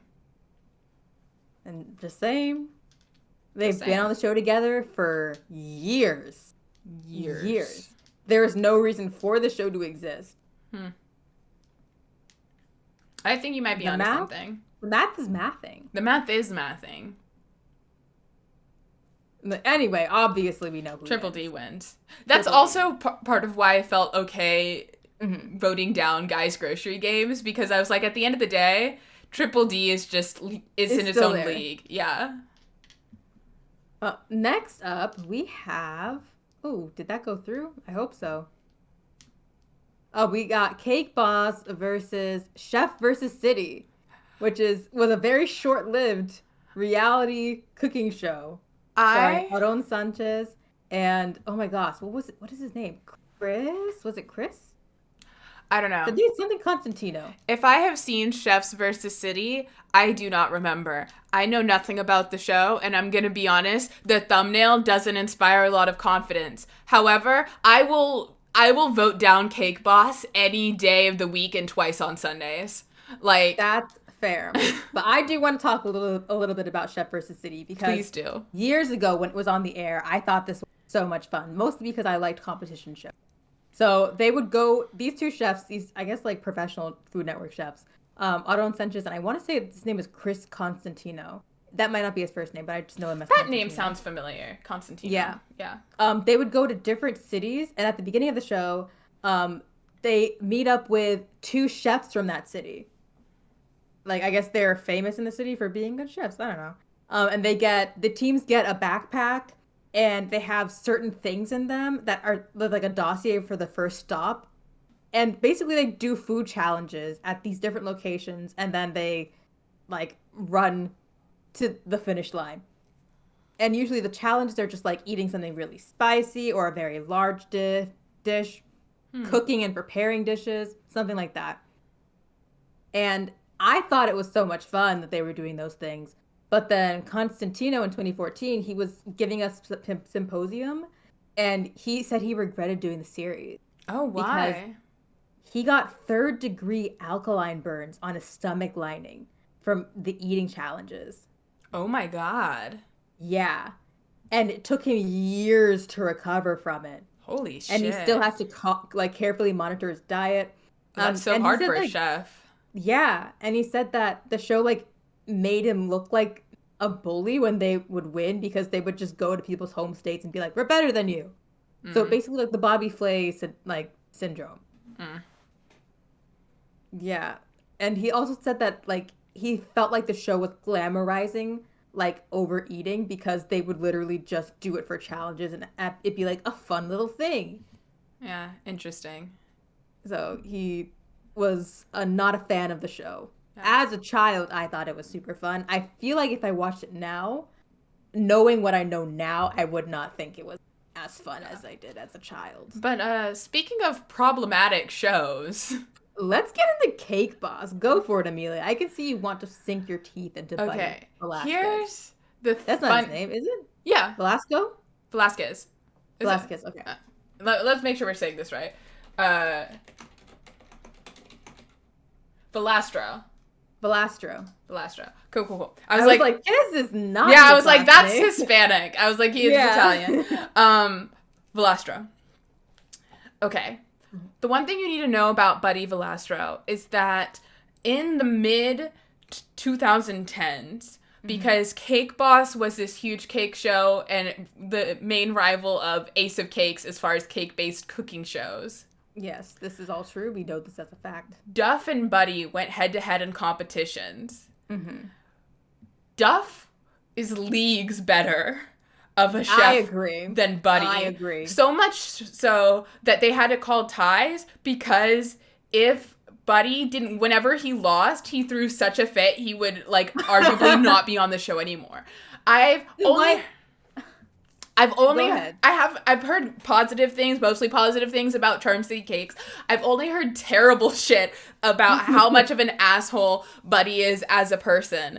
And like just watching the show, it's like not good reality TV. Like I like watching dysfunctional people be annoying as much as anybody else, but like that's not great. I've heard that the cakes aren't really, and like the cannoli isn't really anything to write home about. Like the food quality is just okay, and most of his sculpture work is rice cereal, Rice Krispie treats covered in fondant. It's like, what if we took something that with the consistency of sawdust and glue and then covered it in the worst form of sugar that possibly exists? Would you like to pay me several $100s for that?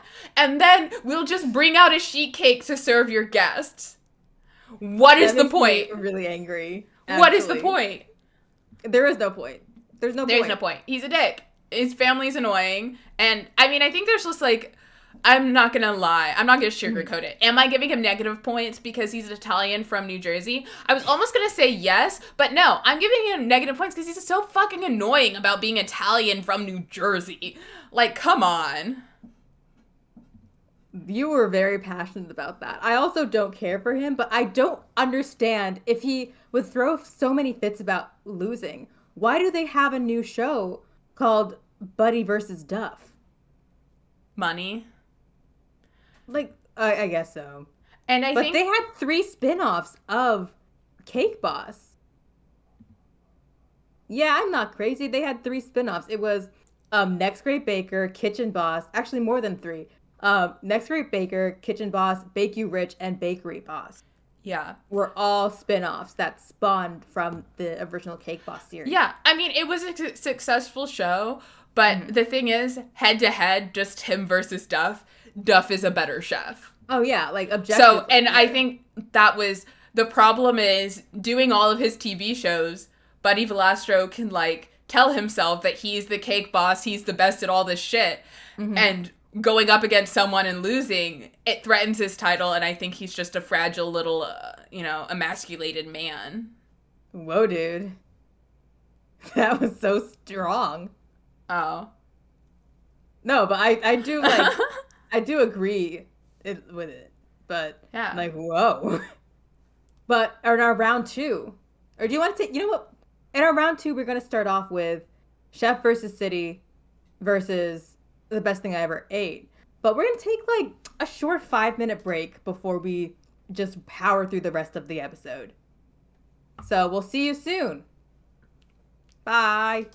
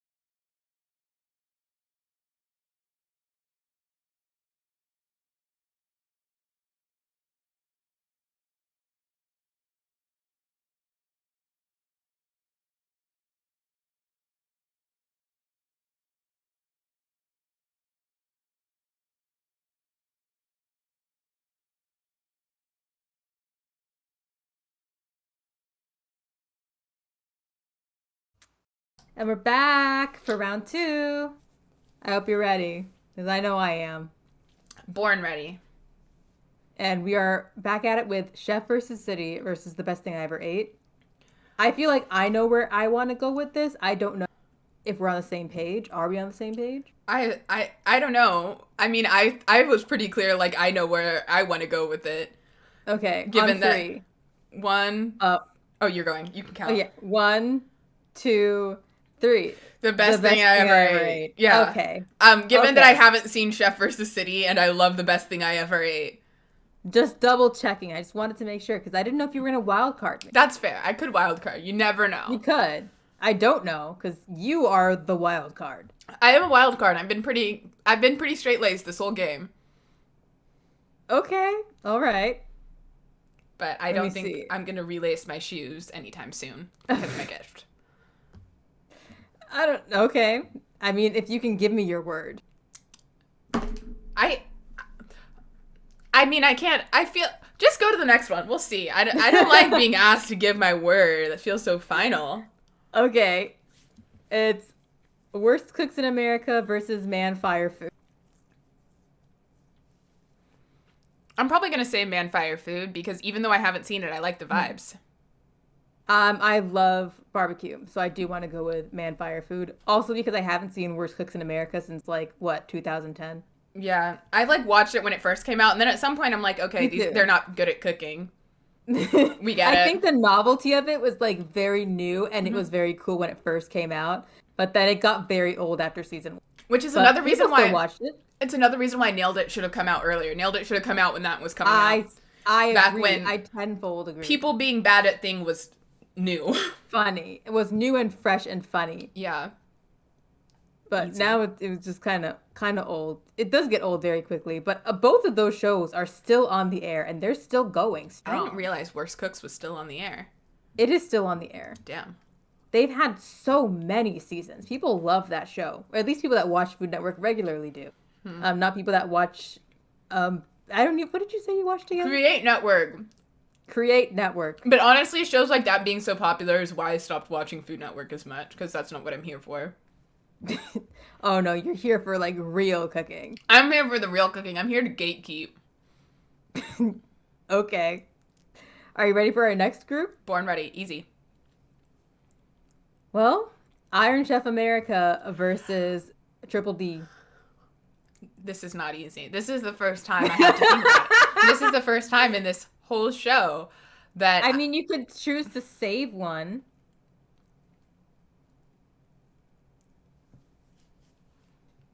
Or you could just make a hard choice. I don't believe in making saves. Okay. Unless I have to. I want to talk through this. All right, let's talk through it. I don't know what to say. I know what to say.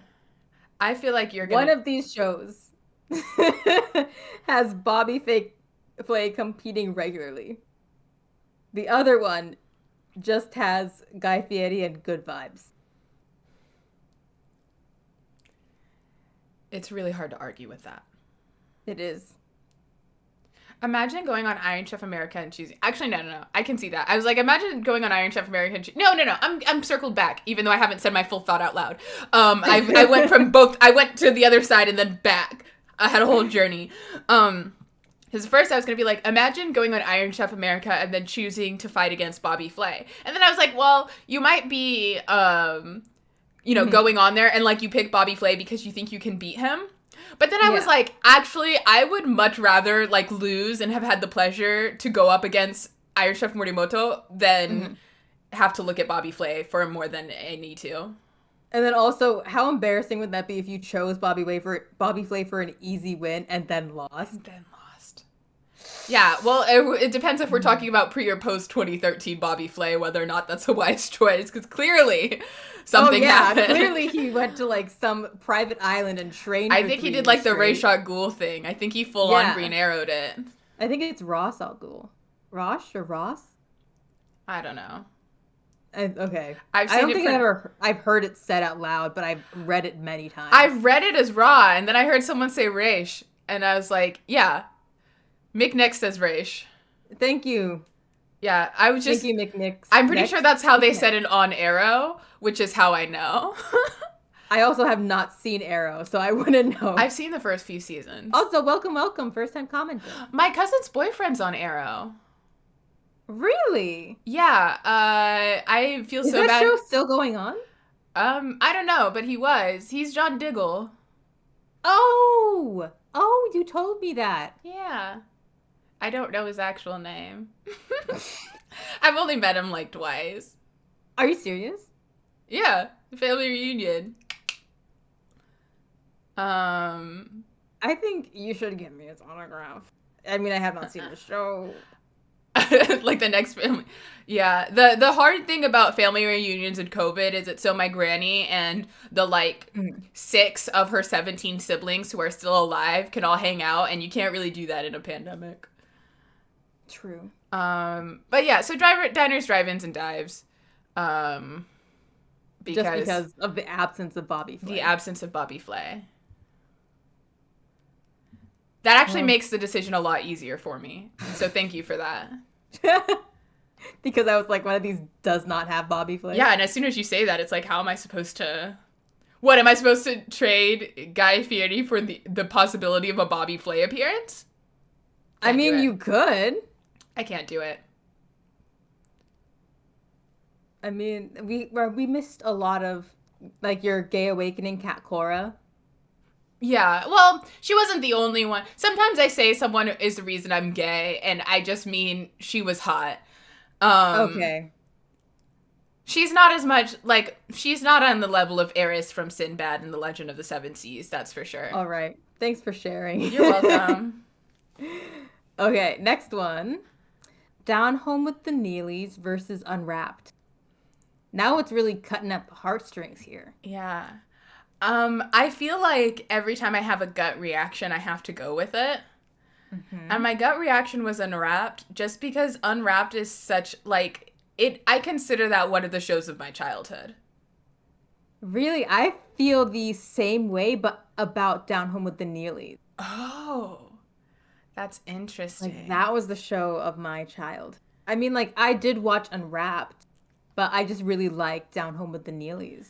You know, I love a fun fact, and Unwrapped is just an entire TV show of them. I mean, I'll be willing to let you have it because I don't feel very passionately about cooking TV, obviously, as you do.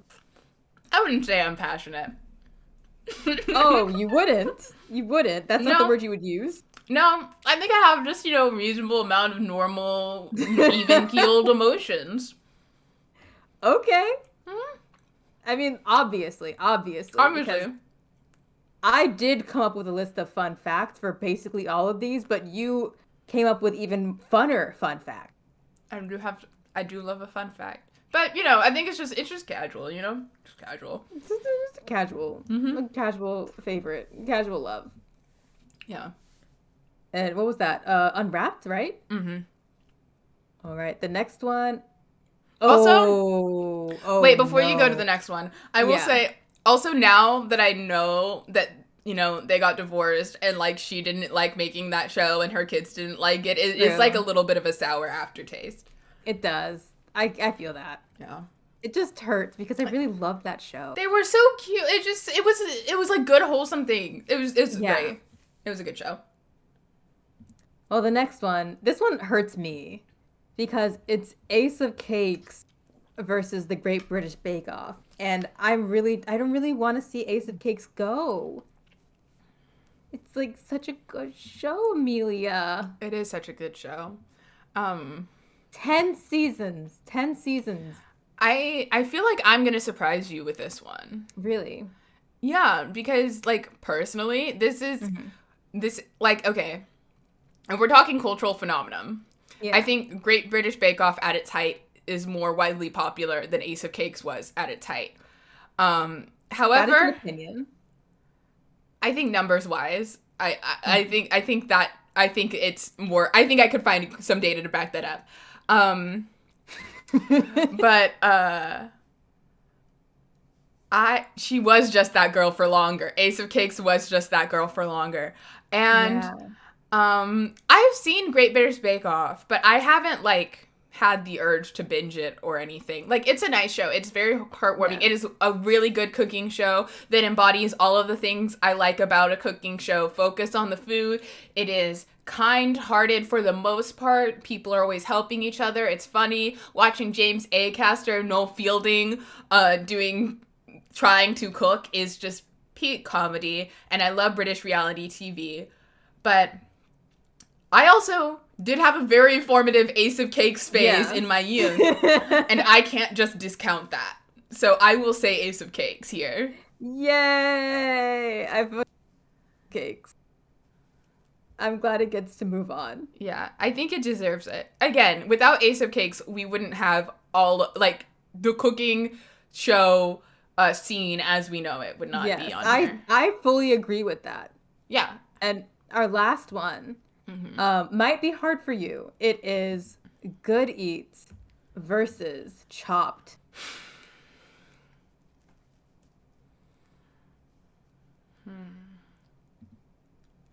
The thing is, I'm going to think about this through a little macro lens. Do it. Because not only are we just comparing these shows against each other, we are. It is. We are also thinking of what is a quintessential cooking TV show. Sure. I really wish both of these could make it to the final four. I truly do. I think they both deserve that. I think they've both earned it in their own unique ways. But when it comes to, if we're doing like Julia Child's Joy of Cooking, I am going to say Good Eats. I am picking Good Eats for personal reasons. For personal reasons. For personal reasons. More so. Do you want to share it? You don't have to share it. Yeah, they're not that personal. I feel comfortable sharing them with all of our closest friends. But the thing, Chopped wins the category for food competition shows. But I feel like Good Eats just really established a niche of the science behind food and making that accessible in the history. And there's so many other shows that do bits and pieces of that without getting the whole picture. And I mean, it launched like Alton Brown's career for like the next 2 decades. It's to this day. And I'm being selfish about my childhood. I just really, really enjoyed it. And I feel if we didn't have Chopped, we would just have fewer of the crazy cooking show tomfoolery that chagrins me. I mean, you could save it. I might save it. Okay. I'm going to use my save here. All right, we'll let you save it. I think Chopped deserves it more than Iron Chef America is how I'm going. Like, not even as like was for this competition and to be emblematic.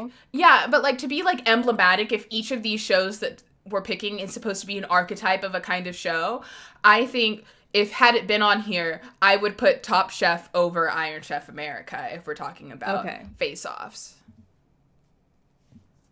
What is Top Chef again? I completely forgot what that show is. It's Bravo TV. It's just a cooking competition between, a bunch of chefs. Pack up your knives and go. Oh, okay. I mean, I guess I get that. Yeah. It's probably, I don't know what other cooking shows were on Bravo at the top of my head. I don't think I had Bravo. If I did have it, I just never watched it. Yeah. Was that the one? No, that's not what was that show? Tabitha Salon Takeover. No. That's not where America's Next Top Model was it? Maybe. America's Next Top Model, I know at some point it was on the CW, but I don't know if it was just syndicated on the CW. Okay. I still have my save. Okay, so, cool. Going into the next round, which is, I believe, basically the finals, because we have 4 winners here on the tournament. We start off with a real toughie. We got Good Eats versus I wanted to see if you can guess what the next one is. Triple D? Wow. They can really see into the future because it is Triple D. Yeah. Good Eats versus Triple D. And because I had enough time, I have already decided that Triple D wins. I wanted to save Good Eats. Okay. So I will be using my save on Good Eats, which just basically means it doesn't get eliminated. Yeah. So we just move on to the next pair. Cool. And that would be Unwrapped. Ah. I'm sad about this one. Who's she up against? I have to scroll and get it. Unwrapped versus The Best Thing I Ever Ate. I really do love both of these shows. They're both good shows. Because both of them, you learn something new. You learn The Best Thing I Ever Ate, you learn where you can go to different cities and eat. But Unwrapped, you learn about the history of some things you might eat, but you might not eat. Like, I learned about the jelly beans that, like, taste like different things sometimes. Yeah. What is that? I don't know what they're called, but there was a lot of candy on Unwrapped, which I guess makes sense because it's unwrapped. But I think another thing to think about with The Best Thing I Ever Ate is also the, like, storytelling element, because not only is it, like, good food, but you have, like, these amazing chefs talking about, like, something that they really enjoy, and it's, like, so cute. I would love to see Duff, Alton Brown, Sunny from, I don't even remember, I don't know if she has a show, but she's on a lot of cooking shows on. I think she used to. I know who you're talking about, yeah. Yeah, Claire Robinson, and I think just, do I want Bobby Flay in there? No, I think I want that one, oh, no, I want Michael Simon and then Michael Salakis to all be in a D&D campaign. And I think that would be very interesting. Oh, that reminds me. Did you know Ted Allen, the host of Chopped? He was the original cooking guy on the original Queer Eye. I did not know that. He was Anthony. Yeah. Of the olden times. Of the olden times. I literally have an eyelash in my eye. Oh. But keep talking. I'm listening. That's all I know. I don't have anything else, so we're just gonna watch what you wanted to say. That's all I wanted to say. Who would GM the game? Bobby Flay. No, Guy Fieri would DM. He would be good. He would be a good DM. I don't know why I want to pick The Best Thing I Ever Ate, but I kind of do. I feel that. I think it's just really good watching. You get to see a lot of people you know and might not know. Yeah, and there's a lot more, like, people involved instead of it just being, like, a documentary style. Yes. And also, I love when they, like, fly out their favorite food to them and they get so happy. I like seeing them happy. It's cute. It's just good vibes. It's great vibes. Who's next? Okay. Oh, I was too busy thinking about how good that was. The vibes. How good the vibes are. I forgot. It would be Chopped versus Man Fire Food. I'm going to pick Chopped. Let me put it on the screen. Then I will take it back. We don't know what I'm going to pick until it's on the screen. There are so many things to click. Okay. Okay, now that it's on the screen. Chopped. Yeah, I picked Chopped. Okay. I just automatically fast-tracked. I did make an executive decision to fast-track Ace of Cakes to the final round because I feel like that was going to happen anyway. Yeah, that's fair. Was I wrong about that? No, that seems fair. So we eliminated Man Fire Food. We eliminated Unwrapped. Did I save Ace of... No. You saved Good Eats. Okay. So in the top 5, we have to eliminate one.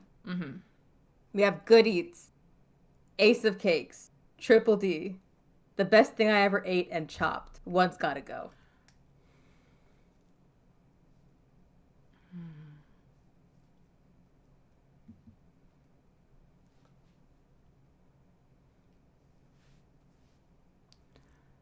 I know my vote. I would vote for chopped because it has the least posy vibes here. Yeah.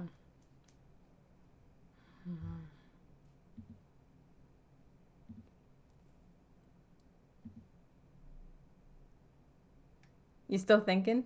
I'm thinking. Or are you frozen? Okay. No, I'm just thinking. I was like, you're not making a sound. You're worrying me. I take this decision very seriously. That's fair. And I'm trying to make comparisons in my head.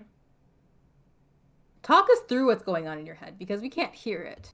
That's so true. And I guess this is entertainment. Yes. So it probably would be better if I spoke out loud. Yeah, just a little bit. Yeah.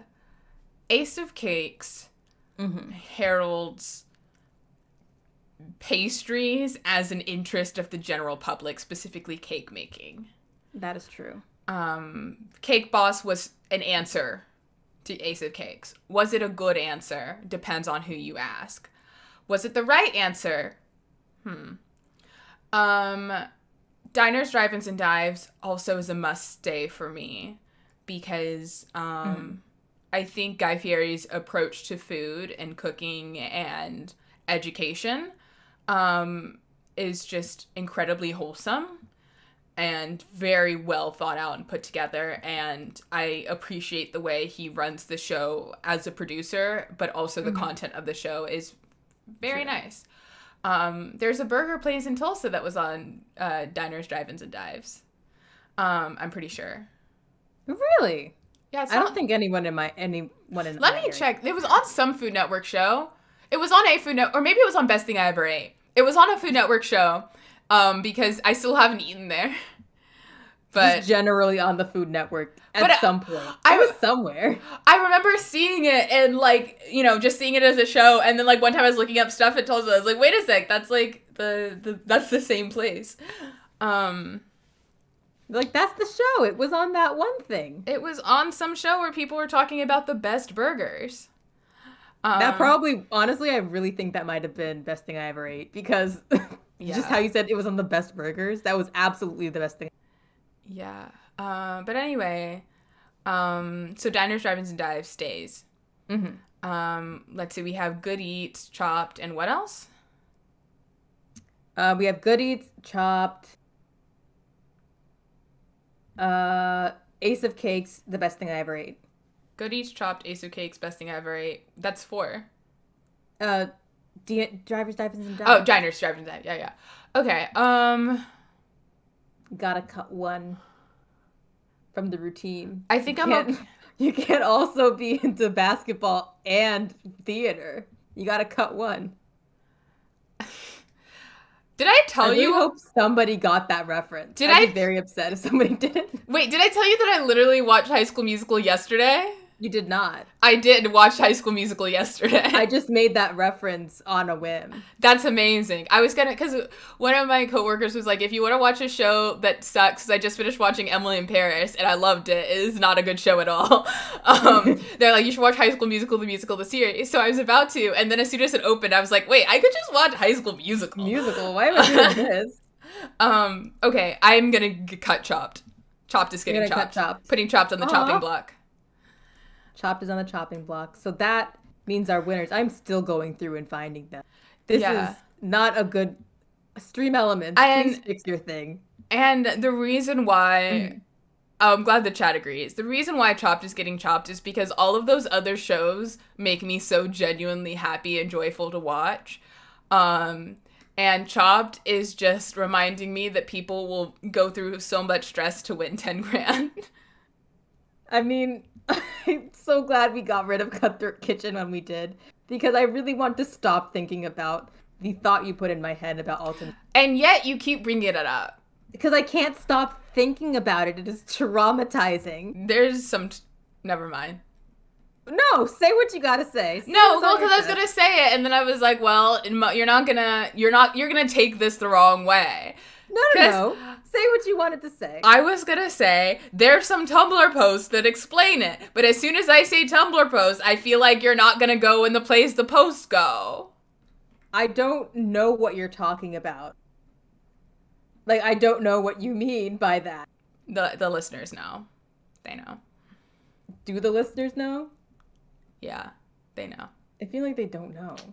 I just winked at them. Is it just me know. that doesn't know? I don't know. Well, I have the winner board up. Woo! For anyone that is tuning in now, these are the winners, the recipients of the Peabody for... Oh! Are you okay? I just remembered something. What? I know I didn't... I am so sorry. I know this is entirely unorthodox. I did not give you a priority list, and that's on me. Because I just remembered, I was thinking of shows that weren't in here. One show that if it were in this competition, in this tournament, I would have taken it to the very end. Barefoot Contessa with Ina Garten. I love her. I love her. Really? I was not expecting you to say that. She's just like, I'm going to get in the Hamptons, and this is my friend Jeremy, and you're going to drink, and I'm going to make food. And if you can't do X yourself, store-bought is fine. Like, the amount that was so kind and genuine, yet filled with so much disdain and judgment, I envy that. She's an amazing I thought you were going to bring up the fact that I didn't include any Paula Deen stuff here. I wasn't surprised by that. Also, things that didn't make the cut, semi-homemade cooking with Sandra Lee. That did not make the cut either. But specifically for the one shot of vodka? Yeah, it's just like, what is it? One shot of vodka pours half the bottle in. And I will say, I completely forgot about Gordon Ramsay. I don't really consider he doesn't have like cooking shows. I guess they're competition shows, but still. They're cooking competitions. Yeah, they're cooking competitions. But I was doing this at work when I was talking to like one of the students, and he was like, "Why are we touching?" He's like, "Why are we touching our foreheads?" And I was like, "I don't know." Also, I'm sorry, I'm gonna get the honorable mentions in all before we get here because I want to say my piece about these things. Also, semi-homemade cooking with Sandra Lee for popularizing the word tablescapes, as far as I'm concerned. Tablescapes? Tablescapes. What are tablescapes? When you're planning a dinner party or a lunch gathering with your friend, it's the landscape of the table. For the table? Yeah. Oh. I don't think she really popularized the word. I'm just now hearing it. Fair enough. I don't know I just don't know whether or not she actually coined it, but she did use it a lot. Like, that was a whole segment on her show, was like the tablescapes. I just feel like we should say Giada De Laurentiis. Do I think she was dating Drake at some point? Yes. That's all I wanted to say about that. Okay. It's a blind item. When else are we going to get a chance to talk about it on the show? That's fair. Fair. What else? I think those are the main ones. Yeah. Okay, so now that we got those, now you can do the whole Peabody recipient thing. Okay, then the winners of the tournament Cooking TV Peabody recipients are Ace of Cakes, Good Eats, Drivers, Dine-Ins, and Drives. That was wrong. Drivers, Dine-Ins, and Drives. Drivers, Drive-Ins, that's still wrong. There's no drivers. Diners, Drive-Ins, and Dives. I got it that time, I'm pretty sure. I think so. And the best thing I ever ate. I really don't know why Triple D is kicking my ass. It always is. It was. It took you like a good 20 minutes to teach me that the show is not called Guys, Divers, Drive-Ins, and fucking. I am so upset we didn't get that original like conversation on recording. Oh, we did not. If you are watching this now, Amelia and Hi-Ho spent 20 minutes explaining to me that the show Triple D was not called Guys, Diners, Drive-Ins, and Dives. It was just Diners, Drive-Ins, and Dives. And it was really not registering in my mind. It was not registering in her mind at all that there was no guys in front, even though we were like, no, it's guys grocery. It's like triple D. There's no G there. But also, like, a good part of that, at no point, silent. What does that mean? And then at no point in that 20 minutes did she ever say the name right. She was like, guys, drivers, drive-ins, and drives. And it's like, no. You know how to read. I know for a fact that Momo is literate, and yet I don't know. I love you so much. It's just really tiny, and the alliteration of the dr sound kicks my ass. So what do you mean it's tiny? Oh, you should know it in your head. It's like 3-4 Diners, words. drive-ins, and dives. Drivers. You got it. Oh my God. Diners, drive-ins, and dives. Yeah, you don't have to read it. It's just words in your head. Diners, drive-ins, and dives. Perfect. I got it. You got it. I'm so proud of you. Diners, drive-ins, and dives, which does take a lot of my energy. Yeah, along with 3 other shows that Momo can say perfectly. So. Yeah, I just can't say the triple D. Yeah. I can say guys' grocery games, but the you are setting yourself up. Dives is really kicking. I'm not even pitching these at you. You're full on T-ball right now. Yeah, it's just I don't know. Everyone says I'm a book nerd. The last book I read was Percy Jackson, Sea of Monsters, and that was 2 years ago. I know. Someone said Momo's a book nerd, and I was like, I've never heard Momo talk about a book. Momo's like ever. I just read a lot of fan fiction. Yeah. I was like, I guess I am making the assumption that you're literate. A lot of fanfic, some webtoons, and I've never read a webtoon. Who reads webtoons? Chino reads webtoons. Okay. And Haiho reads webtoons. Okay, yeah. But okay, then yeah, I read a lot of books. I don't read. I read like in general. In general. I don't read often. When I do read, it's nonfiction. And most of the time I read like long form articles. I don't know what to say to that because I don't think anyone else does this. I like to know things about stuff. Today, while I was at work, I read a fascinating article about price gouging for gas in Oklahoma. It took like 15 minutes to get through. See, I don't think I have the attention span for that. I've also I could probably count the amount of fanfic I've read. And I also I've read fanfic for like 3 different ships, and I read all the fanfic that people wrote in Unprepared Casters tag about my character, because I'm nosy. But yeah, I don't really read fanfic, but I'm also, I don't know. I heard Iron Widow was really good. Like, the book, not like the fanfic. I'm just responding to I was seeing that. McNext. But I mean, like, I really appreciate that at least 2 of our viewers recognize fanfiction as books. I would say fanfictions count as literature. Yeah. I mean, it depends on what kind of books you are fanfiction you're reading. Yeah. But I guess, I read literature. Learned woman. I'm a learned woman. I have read, I think, one of my toxic traits that I read a lot of, I only read self-insert fan fiction. I know that says about me, and I also know that it's frowned upon in the fan fiction community, but I do it anyway because I don't care. I don't think I could read self-insert fan fiction just because I don't want people telling me what I'm doing. You don't know me like that. You don't know the decisions I make. I retcon it if I don't like it. Yeah. But I don't want to read about other people. I'm just this is a me show. This is me. This is my life, and everyone is. This is not a duet. This is not a duet. This is a solo act. Yeah. Amazing. No, the only time I did fanfic is if I was I wanted more content from these 2 characters, and I know I'm never going to get it in canon, so I will read fanfic. But again, that has happened 3 times. I have not read I've not seen.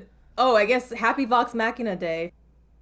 Yeah. I have not seen Vox Machina, either the like actual campaign or the animated show yet, but I have read Percy and Vex fanfiction. That is phenomenal, and I love that for you. Also, Chocolate says that they do fantasize about OCs. I do that too, but I That's also valid. play so much Dungeons and Dragons that I can just do shit with my OCs. Yeah. It's very fun. Yeah. Until they die. Oh, and since people are still here, we forgot to advertise this at the beginning of the episode, but Amelia and I Oh my god, yes! on the Link's Magic is Wild campaign that will be coming out in March. Marso. At the Lark Network Twitch, which is where I keep all my nerd shit separate. That's not this kind of nerd shit. I don't know if there's like a hotkey for like Lark Network or just like anything having to do with Link's Magic is Wild, but the campaign is again called Link's Magic is Wild. That's the ad if you just want to go there. I don't think we have a command, which I can make after this is over. Nick Nex is very familiar with Link's Magic is Wild. Ooh, yay. Like, I hope you tune in to watch it. I mean, we worked very hard on it. And I'm proud of it. I mean, I became like a whiz in Canva. All of the Momo's gone so hard on this. It's insane. Yeah. So I have made all the backgrounds for anything you see. So if you see anything that's just formatted with links, I guess like branding, or just like for the campaign, I did design it. I don't know why I did. I just decided that I'm going to go very hard. Okay, hold on. I'm making the command right now. Yeah. Oh, fanfics aren't as vague about LGBTQIA plus relationships. That's true. No more squatting around it. That is very true. The only thing I'm like not a super big fan of are people writing fanfics about real people. Yeah, that's weird. I feel like that would be very strange for people to write like very graphic sex scenes about me and my friends. Yeah, it's like the same with like very uncomfortable. Like shipping real people where you're like, Like it's one thing to say, oh, these two would make a cute couple. It's another thing to be like, so and so impregnated their friend. That it's weird. Oh, thank you so much. Oh, yes, yes. I am very obsessed with the Winx Club. I changed my icon to Layla in her Enchantix form because it is one of my favorite forms. It's so pretty. I love it so much.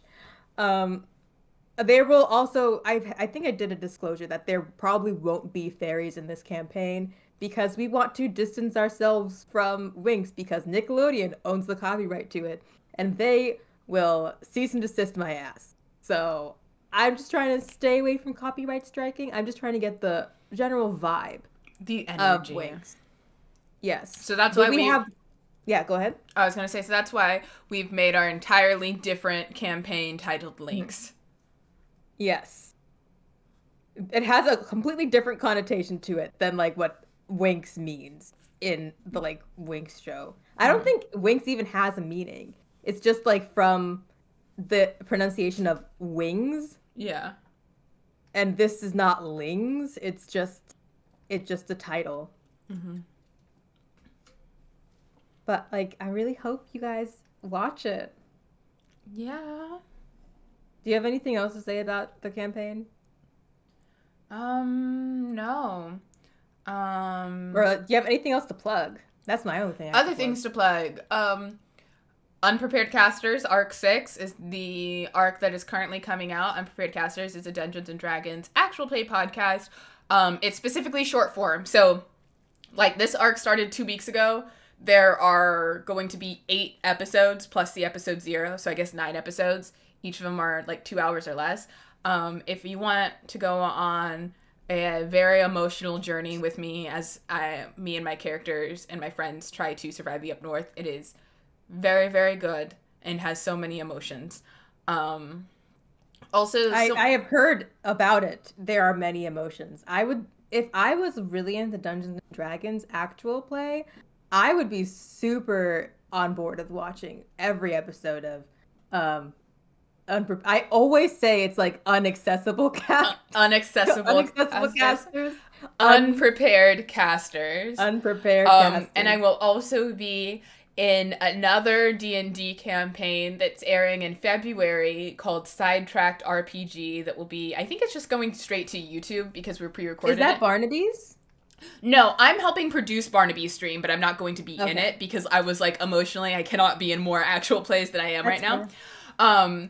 But we've already recorded almost all of this except for the epilogue. It's where I play my fuck bitches get money paladin. His oath, he's an oath of conquest, and his oath is fuck bitches get money. And two other players are literally playing two goblins in a trench coat. And it is one of the most emotionally poignant campaigns I have ever played in. With my fuck bitches get money paladin, two goblins in a trench coat, a cat person who, not a cat, a bird person named Katsia who thinks they're Batman, and a changeling who likes to make soup. Nice. And that was quite an emotional journey that I was not prepared for going into it. Oh, let's once again, plug the things that we just talked about. So you can find Link's Magic is Wild on Lark Network Twitch account coming to us in March. You can find Unprepared Casters where? Wherever you listen to podcasts. Oh, and where can you find Sidetracked? Sidetracked will be released on YouTube at Sidetracked. Also, if you just follow me anywhere as these things come out, I will be advertising them mostly on Twitter and maybe on TikTok. I don't really make TikToks these days, but if I do, I'll talk about it. Amelia's got a adult now, so Yeah, also less time for fun things. Yeah, also most of my TikToks are about Dungeons and Dragons and from me DMing campaigns, and I haven't DM'd a campaign so long, I'm just like, I don't know. I don't have any ideas for content. You have trained me in DMing. True, but you haven't like DM'd yet, so maybe I'm really bad at training people. We don't know. We'll see. If you're not good at DMing, I'm gonna blame myself. Also, I am a first-time DM, so this is me doing my very best, people. I'm not Matthew Mercer. I'm not Brennan. I'm not even, like, what's that one kid from Mabam Bam? Griffin McElroy. I'm not Griffin McElroy. And I'm absolutely not a Bria Iyengar. So, I'm going to try my very best. You're gonna do so good. I'm very excited to see where it ends. Yes. So I think that's all we have for you tonight. You should tune in to, if you want to see the tournament again, we're not doing a tournament for next week, but we are doing the ranking, which is just our little reprieve from the tournament, where we just rank things instead of putting them against each other. Yeah. So, tune in for that, I guess. Bye. Bye. Thanks, Amelia, for coming today. Thank you for having me. I love being here. Bye. Bye.